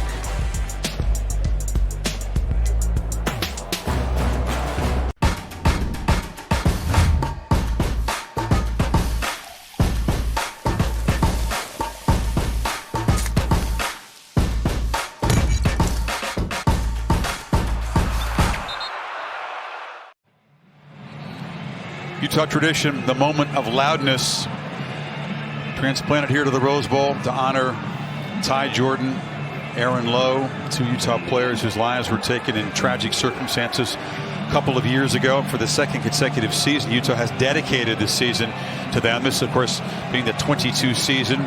Those players both wore number 22 in their Ute careers. So Bryson Barnes' interception not costly as the Utes get the stop. Back to work with the rain falling, and you'd figure they want a future of the ground game if they possibly can here. Bernard picks up about 8. Holly? Well, guys, really special that they have kept that moment of loudness alive for the Utah, but this is also very special.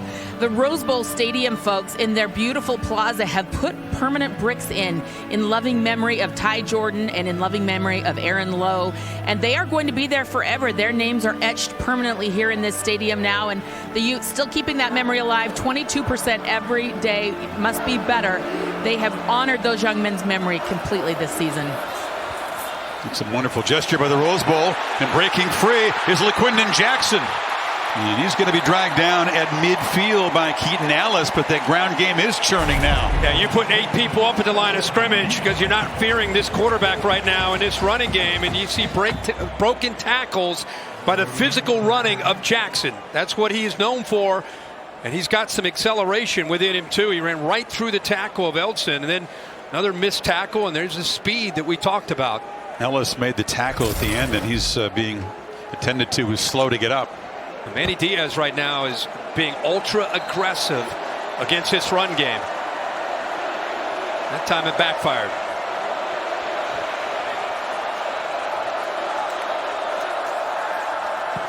Barnes slipped, tried to plant the back foot on this moist field now. It slid out from under him, and that's a sack by Robinson and Tarburton combining there. Yep, Tarburton's able to come in on one side, able to get some penetration. So I tell you, Chop Robinson just gets better and better. Their transfer from Maryland gives them good speed. They rotate a lot of different bodies. It's a young defense in a lot of areas. You know, you look at next year who they might have coming back, and you lose guys like Jair Brown, you lose P.J. Mustapher. There's a lot of young players to build around. Barnes delivers. He's caught over the middle. Knocked down is Jalen Dixon, who hasn't really gotten loose for big plays so far. That's going to set up a 3rd and long. Bit of a risky play call there by Andy Ludwig. Of course, on 1st and 10, you got to break up some tendencies. You can't run all the time, but by getting behind the chains with his backup quarterback puts a lot of pressure on the offensive line. There's Andy right in the middle there, one of the great offensive minds in college football. Penn State fans making some noise for their defense. Penn State crowds the line, brings the pressure. Barnes is well protected, delivers a long throw to the sideline. Vele makes the grab, but cannot escape the tackle of Kalen King, and it's 4th down and about 4. Yeah, play man free that time. They spied with Abdul Carter. Leave your best corner out on an island. Pretty good job, Chris. You indicated it. Some pressure, but picked up. Gives him enough time to at least execute, make the throw, and King makes sure to keep him short to the first down. Good job of being aware of where that first down marker is by King. And with a backup quarterback in there, even in Penn State territory, Kyle Whittingham has the punt team out there trying to pin Penn State back, play field position. Yep. Shows you the confidence he has in his defense. Meester waits and then gets the punt away. And it's fair caught by the coverage team at the 5. He went down. He was bumped ever so slightly after he got the ball away and is rolling over as though he's in agony. This would be great to see if he was touched. Let's see here. His foot was touched. Okay, Chris, I know you're a big World Cup guy here. I'm not trying to make light of an injury, but I didn't see anything at all except, Bill, what do you have for us? I have nothing on it. There was some contact. There was a touch. But that's not displacing the kicker. That was totally incidental. No foul. Well, he's going to milk it. Apparently, he's going to be helped off. We hope he's certainly not injured. Utah crowd still can't believe there wasn't a penalty. You saw Kyle Whittingham pleading his case. Bills and Bengals coming up. Meanwhile, rock, paper, scissors with the fans. I like that. Takes a very. He's always involved with the crowd, and Buffalo travels so well. I'm sure he's having some fun with the Bills fans. Get ready for Monday night following this game. Well, they did what they needed to do, whether he's hurt or not. I'm glad to see he's up and off the field okay, but he pinned him. He did his job. He's got him pinned at 6-yard line. 3rd time Penn State's started to drive from inside their 10.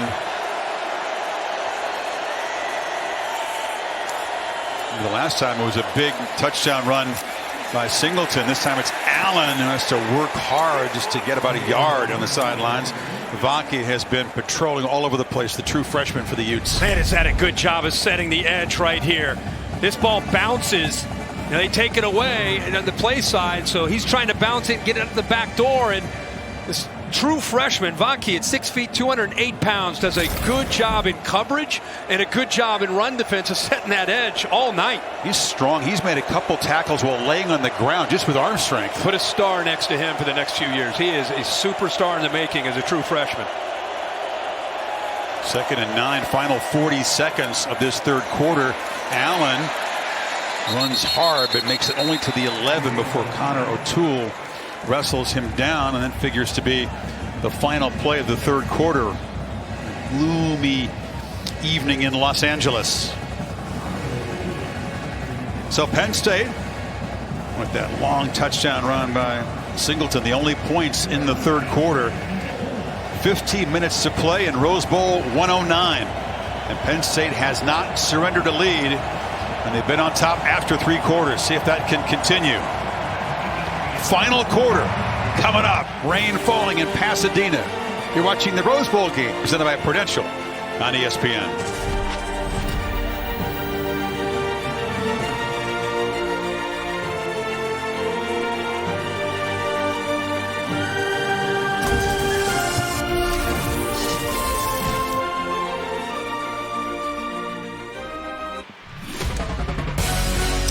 Set for the final quarter of the Rose Bowl game presented by Prudential. Penn State reserving 7-point lead, facing a 3rd and 4. Rose Bowl has their Hall of Fame, and Darrell Dunn, an inductee, worked the Rose Bowl Stadium for 27 years, part of that crew. Utes crowd making some noise here. Big play here, field position wise. Johnson who motions in off the play fake. Launch downfield. Has a man wide open. DeAndre Lambert-Smith. Penn State's 2nd long-distance lightning strike. 88 yards.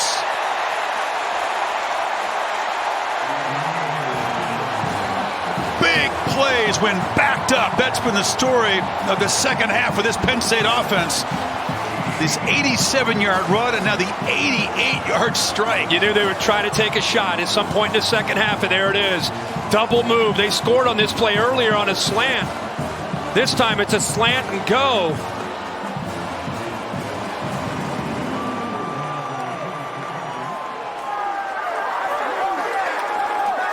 Longest touchdown pass in Rose Bowl history. Nick Singleton's run was the third longest run in Rose Bowl history for a touchdown. Yeah, what a play. Well designed on third down. Hubert, the safety, is going to be impacted here by the motion. See how he moves just by the tight end moving. It gets him to the half field. Now you've got that look that they went to a little bit earlier. Remember this play right here?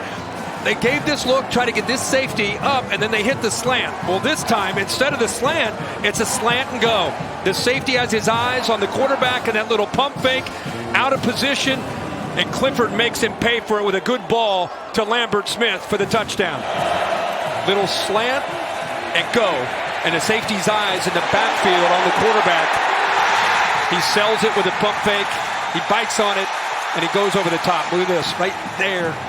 Boy, Kirk, R.J. Hubert's had a tough half. He was the guy that was beaten on that long touchdown run when you pointed out he kind of got up in the wrong gap and beaten that time. And the man by far best equipped to lead Utah back remains in the locker room. Cam Rising's parents have joined him there. Our sports injury analyst, Marty Jaramillo, has been with us all year, phoning in to report that procedure would be you take him back there to x-ray to make sure there's no structural damage to the knee. It looked like he was walking okay when he went to the locker room, so we'll see if they can brace him up and get him back out here. If not, it's going to be up to Bryson Barnes to lead him what is now a 2-touchdown comeback. Taco Bell bringing the Liv Moss student section to the Rose Bowl game, picking up the tab for students from each school so that these passionate fans can enjoy the Rose Bowl. And now a Utah team that likes to run the ball to set up play action, down by 14 in the fourth quarter with a backup quarterback. They've only thrown tonight for 115 yards, and now they get into obvious passing situations, which allows the Penn State pass rush to come after him. Quarterback keeper, and the Lions are all over it. Slamming him to the ground is Adisa Isaac. He's had a great night. Both he and Abdul Carter have been all over the field. Watch him here at the top. 20 comes down and is able to get outside. And Carter also flying around, man. They're playing with a lot of confidence right now. They should. A lot of confidence, a lot of edge. That was an aggressive tackle. A lot of speed, too. Uncomfortable to be behind the 6 on second down. Barnes on the move, delivers a low throw and incomplete. Couldn't get it to Yasmin, and it's 3rd and 13. A lot of different coverages, a lot of different movements, trying to make this quarterback without a ton of experience and Barnes have to think after the snap. That time Jonathan Sutherland really confusing him, made him hold the ball, and that's why he ended up rolling to his right, trying to find an open target. Pressed into duty, down by 2 scores. Aggressive defense. Will Manny Diaz come after Barnes here or play back?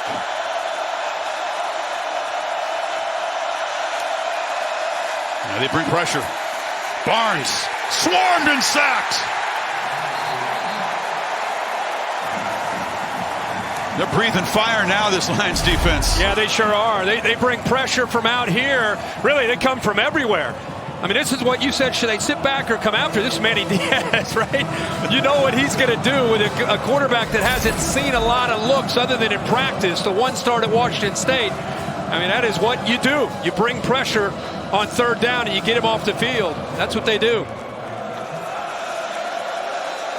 So the Utes defense going to have to get a stop here. Tinsley back to receive the punt. Bowminster puts it very high and short, and it's going to bounce backwards. Did it touch a Lion?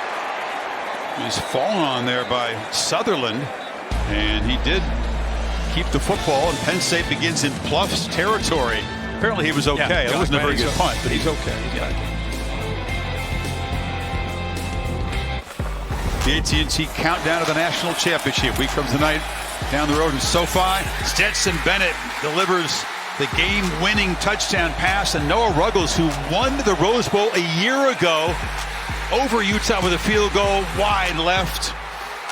Bennett, Kirby, and the Dogs, solid favorites against TCU in SoFi. Sweet Caroline from the Penn State faithful here. They're beginning to enjoy the party. Up 14, trying to add to it from great field position. They're still singing.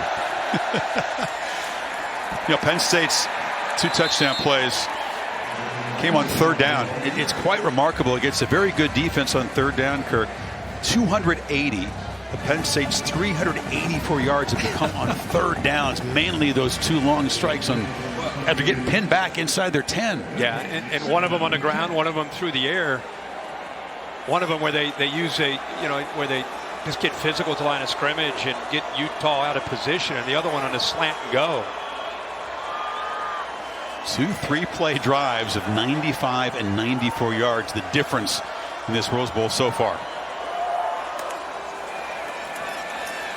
Clifford launching downfield, has a man wide open, and it's Wallace.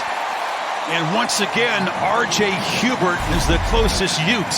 What happens here? I'm trying to figure out. Just confusion there with Vaughn. He definitely has his eyes in the wrong spot. Not sure he's on the same page. Just lets him get downfield, Wallace downfield, without putting any hands on him at all. I just think he had the wrong look right there with his eyes in the backfield. Just kind of in no man's land, and a good job of recognition by Clifford. Utes defense known for being ultra aggressive and very effective, looking very ragged here in the second half. And Clifford, all kinds of time, delivers a long throw, and it's Tinsley working down to the 10-yard line. Penn State trying to drop the hammer here. Yeah, I think Sean Clifford in his passing game starting to really feel it. Time to throw. Clifford, the veteran, dicing up this secondary. This time going after Broughton, who I thought they would try to go after. He's in for Clark Phillips, who's one of the top corners in the country, not playing in his game. I thought Ford would be the target, but it's been really a mix. They've gone after Vaughn on one side the previous play. This time they come back, go after Broughton.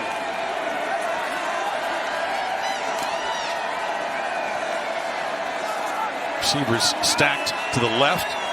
Singleton is the back. And quarterback keeps it. Clifford makes a cut. Knocked down at the 1-yard line. Took a big shot, but threw his body on the line trying to get to the end zone. Yeah, he's actually, instead of reading this side, he's reading the other side. And if his back had leverage, he would have handed it off. Instead, he pulls it. And what a night Sean Clifford is having, man. He has been a quarterback that from time to time has been questioned throughout his career, but reminding Penn State fans what a send-off potentially here with a game he's played. His toughness, however, never questioned. No T formation. They scored on this earlier. Tight end between the 2 freshman backs. Allen fights into the end zone, and Penn State is in charge in Pasadena. There's a flag pre-snap. Let's see. I don't see a flag. I believe it's Utah trying to get a guy off the field. Wasn't able to. And the touchdown will stand. So this time they use great field position to march it 47 yards in 5 plays. Then it's a lot of humanity. Behind 2 Scruggs there. Scruggs feeling good. Left side that time. Norris had Shelton. You mentioned a T formation.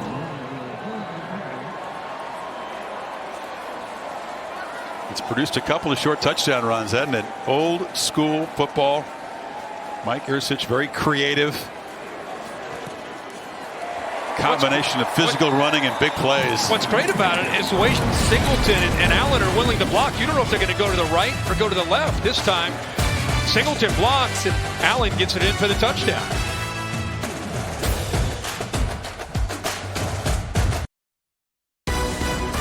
The Rose Bowl game is presented by PGIM, a leading global investment manager across public and private markets, and in part by Taco Bell. Taco Bell is giving back to students all postseason long by giving them free tickets to the biggest bowl games of the year. You must have an all-access pass, Mr. Herbstreit, as the proud owner of this booth here. You can go to the float barn anytime you want, see what's going on before the parade. If we weren't in Atlanta, I would probably enjoyed that. We flew in here getting ready for this. Getting ready for this, too. Oh, yeah. Burrow against Allen on ESPN and ESPN2. And ABC, all of it. Think about the day today with Caleb Williams and USC in a hard-fought game, a shootout. They lose to Tulane. You got the Rose Bowl, and then you got a heck of a game tonight with Allen and Burrow and the Bills and the Bengals tonight. Lying there doing some left arm one-handed push-ups. It's good work. He may not be done either. In the meantime, the other subplot on the Utah sideline, it's just so disappointing as a fan of the sport, someone who appreciates the grit and the toughness of Cam Rising, that for a second consecutive Rose Bowl, he may not be able to finish. He was a left knee that's being examined. He's still in the locker room, of course, knocked out with a head injury a year ago in that loss to Ohio State. Ollie? Well, guys, Sean Clifford, who has been at Penn State for 6 years, he had to wait his turn to be the quarterback, and he knew that tonight would be emotional, his final college game. But he said, you know what, I set an intention before this game that I would wait. I wasn't going to feel all the things. I wasn't going to let that impact my performance. He said, I did text back and forth with Cam Rising about watching C.J. Stroud and Stetson Bennett leave it all out on the field in that game a couple of nights ago. And he said, that's what I want for my team. And Sean Clifford doing Penn State proud tonight. What a great performance for this young man.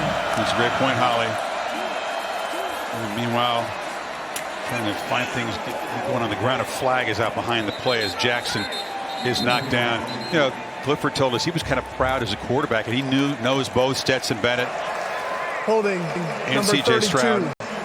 Offense, 10-yard penalty. It's a hold to back him up 10 yards. He was just proud to watch that duel unfold, and you know he knows C.J. well. Didn't want to text him after the game because he knew he'd be disappointed, but he just appreciated the show like we did. Yeah, we had a chance to sit down with him yesterday. He just had the calmness of a guy that's been around for a long time and had plenty of highs and some lows, and has grown and learned and become a veteran guy. And he wanted this more than anybody. He wanted to win this game and be remembered for being one of the better quarterbacks that Penn State's had. It's tougher and tougher for Barnes. 1st and 20 after the penalty, and then just run it to Quinton Jackson. Cam Rising's injury obviously has been a focal point in the second half. Penn State's big play dominance has been part of that too. Since he went down, yards are 145 to 56. Penn State has 240 total yards in the half. Yeah, and the field from that injury is just beginning to tilt more and more in favor of Penn State and their defense. After that holding call, they get this offense behind the sticks, which has been kind of a reoccurring theme since Rising has been out. Heavy pressure has been a reoccurring theme. This time they rush 4, but Barnes is flushed, backpedals, and delivers incomplete. Would have been short of the first half anyway. Pressured by Sutherland, and it's going to be 3rd and 19. Kyle has the look of a guy that sees it slipping away. He'll be skiing anyway tomorrow. He'll head back home. There's been good snowfall in Utah. He's an expert, like double black diamond skier. Yeah, I told him I'd go up there from time to time with my family, and he said, you got to go to the double blacks. And I said, well, I'm not looking for the double blacks. I said, we're going to drop you out of a helicopter into the type of snow you do. He's 63. He's inspired. It's sickening how good he is in tennis and golf, skiing. Yeah. Barnes will be dragged down inside the 5. Jair Brown's got him, and Penn State is flexing. What a performance in the second half by this defense, regardless who the quarterback's in. How about Tick Brown coming down late right here, and then watch this move right here. Underneath, just so quick. Big offensive tackle trying to be able to deal with a blitzing safety. Loses his footing with that outside move and then back underneath.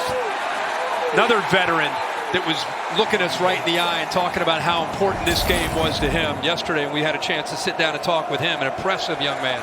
Another guy who was an unheralded recruit. Not a bunch of stars attached to his name. He's going to finish up going to the Senior Bowl. A lot of what's right about the sport. Tinsley backpedals, fields the punt at the 50, and runs to the sideline for a 2-yard return. So Penn State closing in on the program's second ever Rose Bowl victory.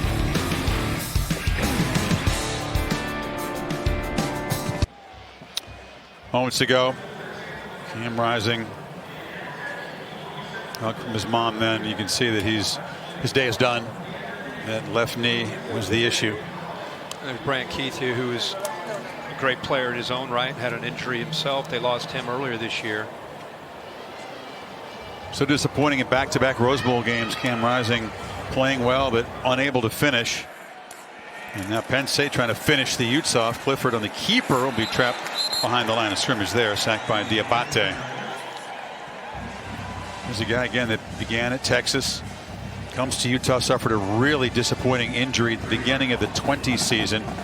Solid last couple of years, but too much deja vu for our liking as he once again gets injured in a Rose Bowl game and apparently will come up short for a second time. But just one of the Utah fan base's favorite players of all time. Just a great leader, tremendous character, one of the toughest guys you'll ever see. He does have another year of eligibility. Sure it's unclear at this time whether or not he might use that and whether what happened today would influence that decision. Yeah, I mean, obviously a lot to do with where this team could be next year. There's a lot of pieces coming back, and if he ultimately decides to come back for one more year, they could be right back in the same position of chasing down a Pac-12 championship and competing with some of the top teams in the country. Meanwhile, Sean Clifford, who arrived at Penn State back in 2018, 7.5 minutes away from punctuating his career with a victory that would leave him very emotional. He keeps his emotions in check. He was very purposeful, level-headed, wanted to play the game that way. But this would mean a tremendous amount to cap off his career with Penn State's second ever Rose Bowl, and he's on the move. Clifford will avoid the tackle and duck down at the 43. Diabate was in the area, so it's 4th down. Well, you know, look who he's looking to the top, his younger brother, 82. He wants to throw the ball so badly, but he's taken away, so at least he's able to improvise and get positive yards. Liam Clifford is a young freshman receiver, again, out of the same high school at St. Xavier in Cincinnati. You see the smile, man. He wanted to dial up 82 in the worst way.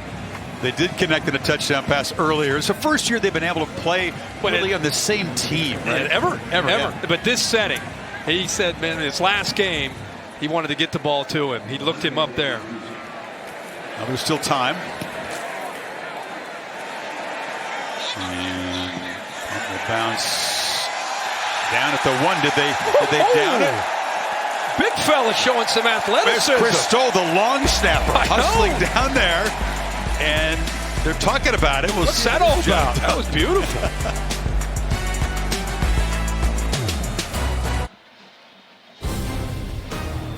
Jamar Chase, Bengals coming up against the Bills. Kickoff about 20 minutes from now. He will be on ABC and ESPN2 and ESPN as soon as the Rose Bowl concludes.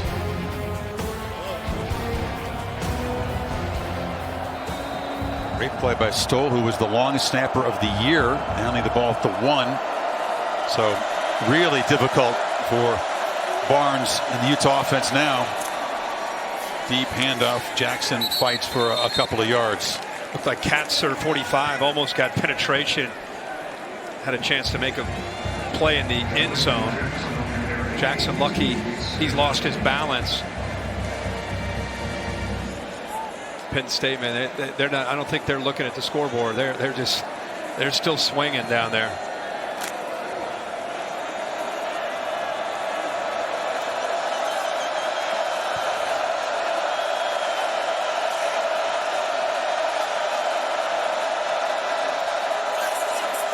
Jump it up into the gaps, showing heavy pressure. They bring the blitz against the run, and not much for Jackson. Holly? Well, guys, I don't have the severity of the injury for Cam Rising, but what I can tell you is that underneath his black sweatpants, he is wearing a very heavy brace on that left knee. He's come out, he's walking well, moving well, and he's smiling, talking to his guys, trying to be encouraging. But I haven't been able to catch if he's told people if he's okay or not. He's just trying to let them focus on the game and keep their focus on what's ahead of them right now. But I can see a very heavy brace under those pants. And this guy Keithy there, his season cut short in game 4. 3rd and 5. Throw on the edge, and Dixon able to move ahead, and they do get a first down at the 12-yard line. Well, that's a good way to respond to pressure, even though they only rush 3 and drop 8. Just get the ball out of the hands quickly and give yourself a chance. It's pressure and the fact they don't have to worry about that run game. They're able to just get after these offensive linemen. It was a low throw. Bailey couldn't come up with it.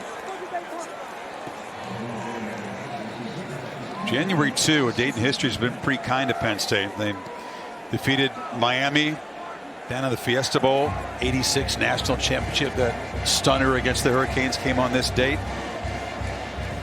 And their only other Rose Bowl victory until today's apparent one was on Jan 2 of 95. That great 94 Penn State team beat the Ducks here. Keejana Carter was the MVP. Yeah. Kerry Collins. Was it the first play of the game he got out in the open? I mean, it was early. I remember him scoring along with. So a date that has been very noteworthy in Penn State history is about to get more so with the program's second ever Rose Bowl victory. And how satisfying, Kirk, for these Penn State veterans who still think about the nightmare of 2020, the COVID season. It was a debacle for the program. Coming into this year, just 11-11 the last 2 seasons combined. Yep. Barnes delivers down the middle, and here comes a flag very late. 3 of them, as a matter of fact. Keaton Ellis was there in coverage. Yeah, Ellis got there a little early. Yeah, what a great legacy for these seniors to leave behind with a win tonight. They've got a chance to finish up in the top 7, maybe in the country, with 11 wins. Only losses to Ohio State and Michigan. Pass interference number 2, defense, 15-yard penalty, automatic, first down. And there are a lot of guys coming back from this team next year. James Franklin is recruited well for next year's class already. Good nucleus of young players coming back. And while Clifford moves on after a storied career, Drew Aller, who is a superstar, true freshman, there are a lot of people excited about what he'll be able to do next year, as you would assume, taking over as the guy at quarterback. And that's Jackson. He certainly looks the part, and what he's shown in his opportunities, which have been mostly in mop-up situations, have been very promising. But in the meantime, this afternoon belongs to the veteran Clifford.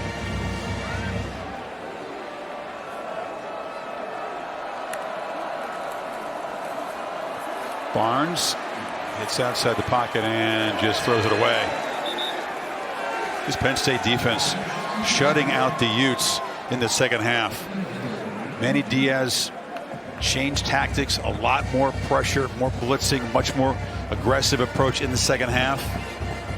And then the big play strikes of Penn State. They've never had in their history a better big play offensive performance than this one. Never had 2 touchdown plays of 85+ yards in the same game until this one. Yeah, save it for the right time, right? And 2 on this third down. Pressure again, picked up. Ball in and out of the hands, almost picked off like Kobe King. Linebacker slid in there and had his hand on it. And it's another young linebacker between Abdul Carter and Kobe King. You know, his twin brothers, Kalen King, 4, who we've been talking a lot about. Does a good job of reading the eyes of the quarterback. Puts himself right there for a chance. I think he started thinking about what he was going to do with the ball after he intercepted that instead of catching it. He's still mad. I had a pick 6 lined at up. the Rose Bowl. Horizon trying to make the best of it here. But this one stings. Don't let the smile fool you. 4th and 2. And the Lions are going to swarm him and take over on downs. Vanover made the stop. What a performance by this defense in the second half. I know that for a lot of it, Rison wasn't in there, but they made it hard on whoever was playing quarterback for Utah. Yeah, Manny Diaz has rotated a lot of people in and out of this lineup throughout the entire game, but especially once they built this lead up, and there has not been any drop off at all. Less than 15 from kick over on ABC. Stephon Diggs has 11 touchdown receptions on Monday night alone. It's a lot. So much talk about Burrow and Josh Allen. How about you just saw Diggs, Jamar Chase, T. Higgins. I mean, the firepower in that game. Talking about must-see TV. Bills Bengals will be a good one. We'll have a little post-game beverage and enjoy that one, won't we? I'll be there. And the handoff inside to Tank Smith, getting a chance for a rep. With Singleton and Allen apparently done for the day. Ram Trucks post game is coming up here on ESPN. The trophy presentation.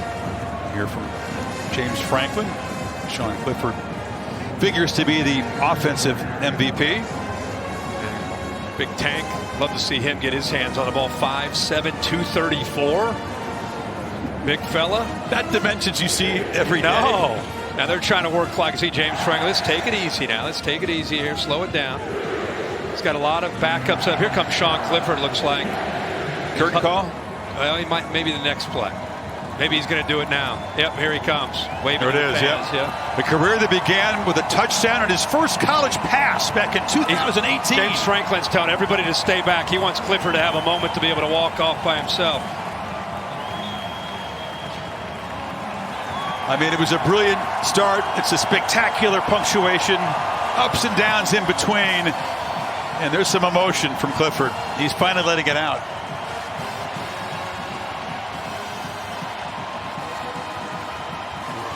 Cool moment. What a career for 14, man. James Franklin made a joke when they showed that very first Rose Bowl, which involved Penn State. He had to be sure that Clifford wasn't involved in that game.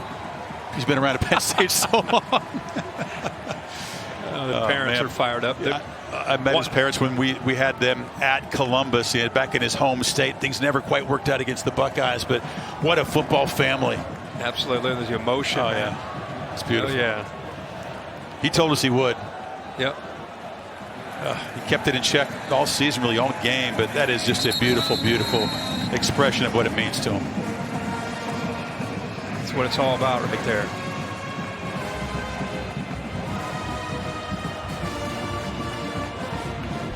Capital One rewarding performance details what Clifford did. He was just sharp. He was excellent on third down. So precise. Avoided the mistakes that have plagued him occasionally in his career. Razor sharp. Yeah, and I think it was his ability to read and recognize coverage gave him confidence on where to go with the ball. Yeah, he's done this so often throughout his career. When he is in that zone, he's accurate, in command, and provides incredible leadership. You can see the intangibles. I mean, they're in the guy on that sideline he hasn't hugged. Offense, defense. There's the guy, long snapper. He's giving him a hug. This is Drew Aller. He's the next man, as you pointed out. Be high expectations for this Penn State team off of what they've seen at the end of the season. They'll get West Virginia in their opening game. Clifford to the next level, Kirk. Yeah, what do you think? Yeah, I think he'll have a great shot. He'll have an opportunity. I think he's going to the Hula Bowl to have a chance to do that. Told me he might have slipped out of the room. You didn't hear he's going to Iceland for a week before he heads to the Hula Bowl. I approve. I knew you would. I forgot to mention it. It's a great plan. But yeah, just I'm sure these last 5 or 6 years just flashing through his mind right now. There's another. Seems like there's PJ Mustipher, another vet. They've been together. See the emotions again from both those guys. Mustipher's been there forever. Clifford's been there a year longer than that. So forever plus 1 year. That's right. You keep it on the ground. There's your guy Tank on third down. So time ticking away here, and the countdown for Josh Allen and the Bills getting his guys fired up. At 17, he looks like they of course want to win the game, but make no mistake, two of the faces of the each franchise quarterbacks going head to head. And of course, Clifford from Cincinnati. I'm sure he's a big Bengals fan. Not right now. It's all about the brotherhood and the love that he has for his teammates. Who you got? Bengals, Bills. What do you think? I go Bills because you want Bengals. We'll just balance it I out. think I love the Bills actually, but I do live in Cincinnati and love to see the Bengals do well. I'm going to go with Burrow at home. It's a tough place to play. Aller on fourth down is lost to the end zone, and it's incomplete. They gave the young guy a chance to try to throw a touchdown pass in the Rose Bowl. So the two losses to Michigan, big, and Ohio State at home, closer game. They actually had the lead in the fourth quarter of that game before the Buckeyes rallied. And Penn State does their job here and punctuates their season with the program's second ever Rose Bowl victory. Looks like the boys are putting together a plan there with the Gatorade. Well, the chemistry on this team has been special, and all the veterans we talked to pointed out that it starts with James Franklin, how much he cares about them as people. That was interesting. Yeah. I asked all three of the captains, what makes you guys get excited about playing in this game? And they talked about their love for their coaches. It starts with James Franklin all the way down to the assistants. And it was an interesting kind of a mature answer. It was, you know, put the rose petals. Rose petal souvenirs. He's like, nowhere else to put it there. Yeah, that's a great memory right there. But he said how much they invest in the film study and prep and all that, and how much they care about us as people. They said it's the least we can do. Clifford is used to orchestrating things. Apparently he's got a plan here. He met hit for the head coach with those rose petals. Are you going to dump him with rose petals? Yeah, that's better than Gatorade. James will like that a lot better. There's a play made downfield by Vele, and here we go. He's sneaking up, sneaking around. He needs a block. He needs to screen the coach. He's still scanning the field. There he is. Went flat bill tonight, huh? After it started to rain. Yeah. Adjustments. For the first time tonight, Clifford can't find a man. Yeah, well, he can't find anybody. So much for the plan. Well, there's still a minute 42 to go. Utah, by the way, still battling here. Quarterback going to be spun down, and that's another sack for Penn State. That's their 6th of the game. 5 of those in the second half. Didn't have any sacks until very late in the first half. Weren't pressuring Rising much at all. What was the last play, I think, of the first half? Barnes this time eludes pressure and dives forward.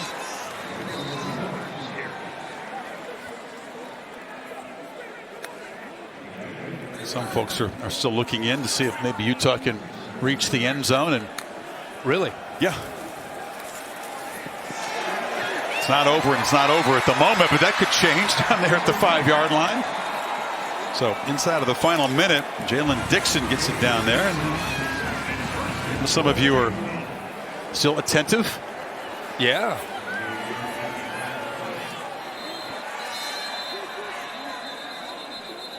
And Penn State will take a defensive timeout. It'll be a 30-second timeout. Coach Franklin does not want to surrender a touchdown here late.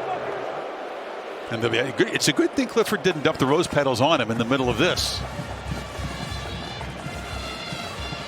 Folks dressed in Penn State white, locked in place to celebrate every second of this. Goodyear providing the aerial coverage on this gloomy evening, celebrating the challenge of road games everywhere. Are you ready for the road? Goodyear, more driven.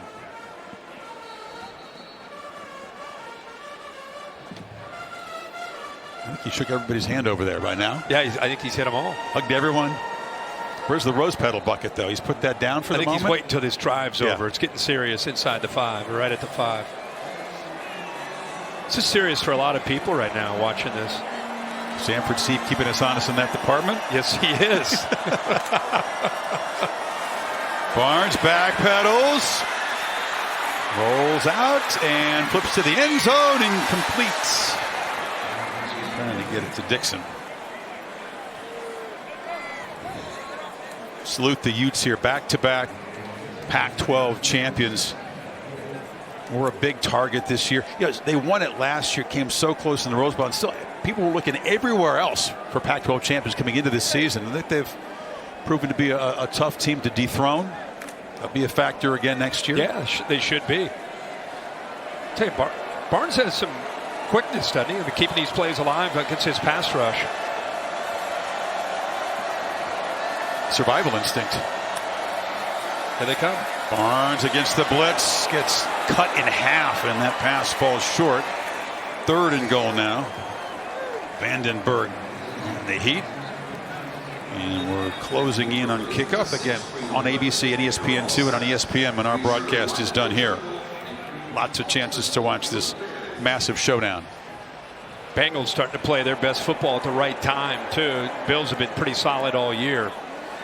These two quarterbacks, they may not talk about it publicly, but as competitors, they want to have bragging rights tonight and help their team win and try to continue to climb the ladder, like I said, for that top spot in the AFC. Penn State bringing pressure again. The ball is out, and it's a touchdown. Jalen Dixon. And the Utes will leave here disappointed, but make some folks happy. Yeah, you got Not over, but it's over. Yeah, now it's officially over, right? You got a young secondary in there. They gave him a formation Penn State didn't adjust to, and just got Dixon out in the flat. Nobody out there, and an easy throw for Barnes. So a 78-yard drive in less than 2 minutes. Utah's first points since the second quarter.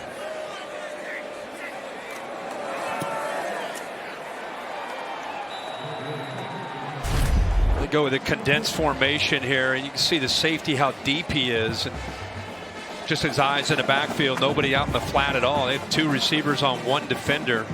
12, Cam Miller, the freshman, but that's what these games are for. And young players get a chance to grow and learn from that when they go back and watch film. Second straight year Barnes has come in after Rising's been knocked down and been able to throw a touchdown pass. Disappointment from Dixon, the senior from Texas. I think that's when it hits you, right, as a senior, is when you realize that it's over. You know, and this is the last time for a lot of these guys, last time they'll play a football game. Correct. And you know, you start to you miss your buddies. You know, you miss the camaraderie, you miss the bus rides, you miss the locker room, you miss walking to class, hanging out, just the stuff that has been such a big part of your life. It's not just about the money, or it's not just about advancing. There's so many of these guys will be done playing, and it's about just the love that they have for each other, and how that's over for the seniors. The onside kick, and it's fielded. The Utes are offside anyway. That's beautifully put. There's going to be tears in both locker rooms. There's already been tears on both sidelines tonight for different reasons. Offside, Rising can number only 81, look kicking team. in street That clothes penalty will be added to the end of the kick for a second straight year at the Rose Bowl. Well, we keep saying it, but both these teams, once you close this chapter and you move into 2023, both these teams are going to be right where they want to be in competing for their championships. You know, with the amount of players that they have returning, the transfer portal is still out there. I'm sure a few more guys will come in for both of these rosters. Who knows what Cam Rising is going to do with Utah. But this is a team that Penn State will feel really good about competing in the Big Ten East next year. Now they're sneaking up on Franklin with that bucket of rose petals. You feel safe with 24 seconds that now they got to hurry now. Be a willing participant. Now they got to go tempo offense. Oh, that's Gatorade. Oh, they got him pretty good. And Franklin tackling people. Now he's going to get mobbed with the rose petals. Bedlam breaking loose here in the field. Penn State prevails in Pasadena. The program's second Rose Bowl victory. 11-win season, and the Utes again fall short to the Big Ten. Mutual respect between these coaches. I think James lost his glasses on that tackle. They're good to see them get together. A lot of respect. They've texted this week. Clifford elated, emotional about the way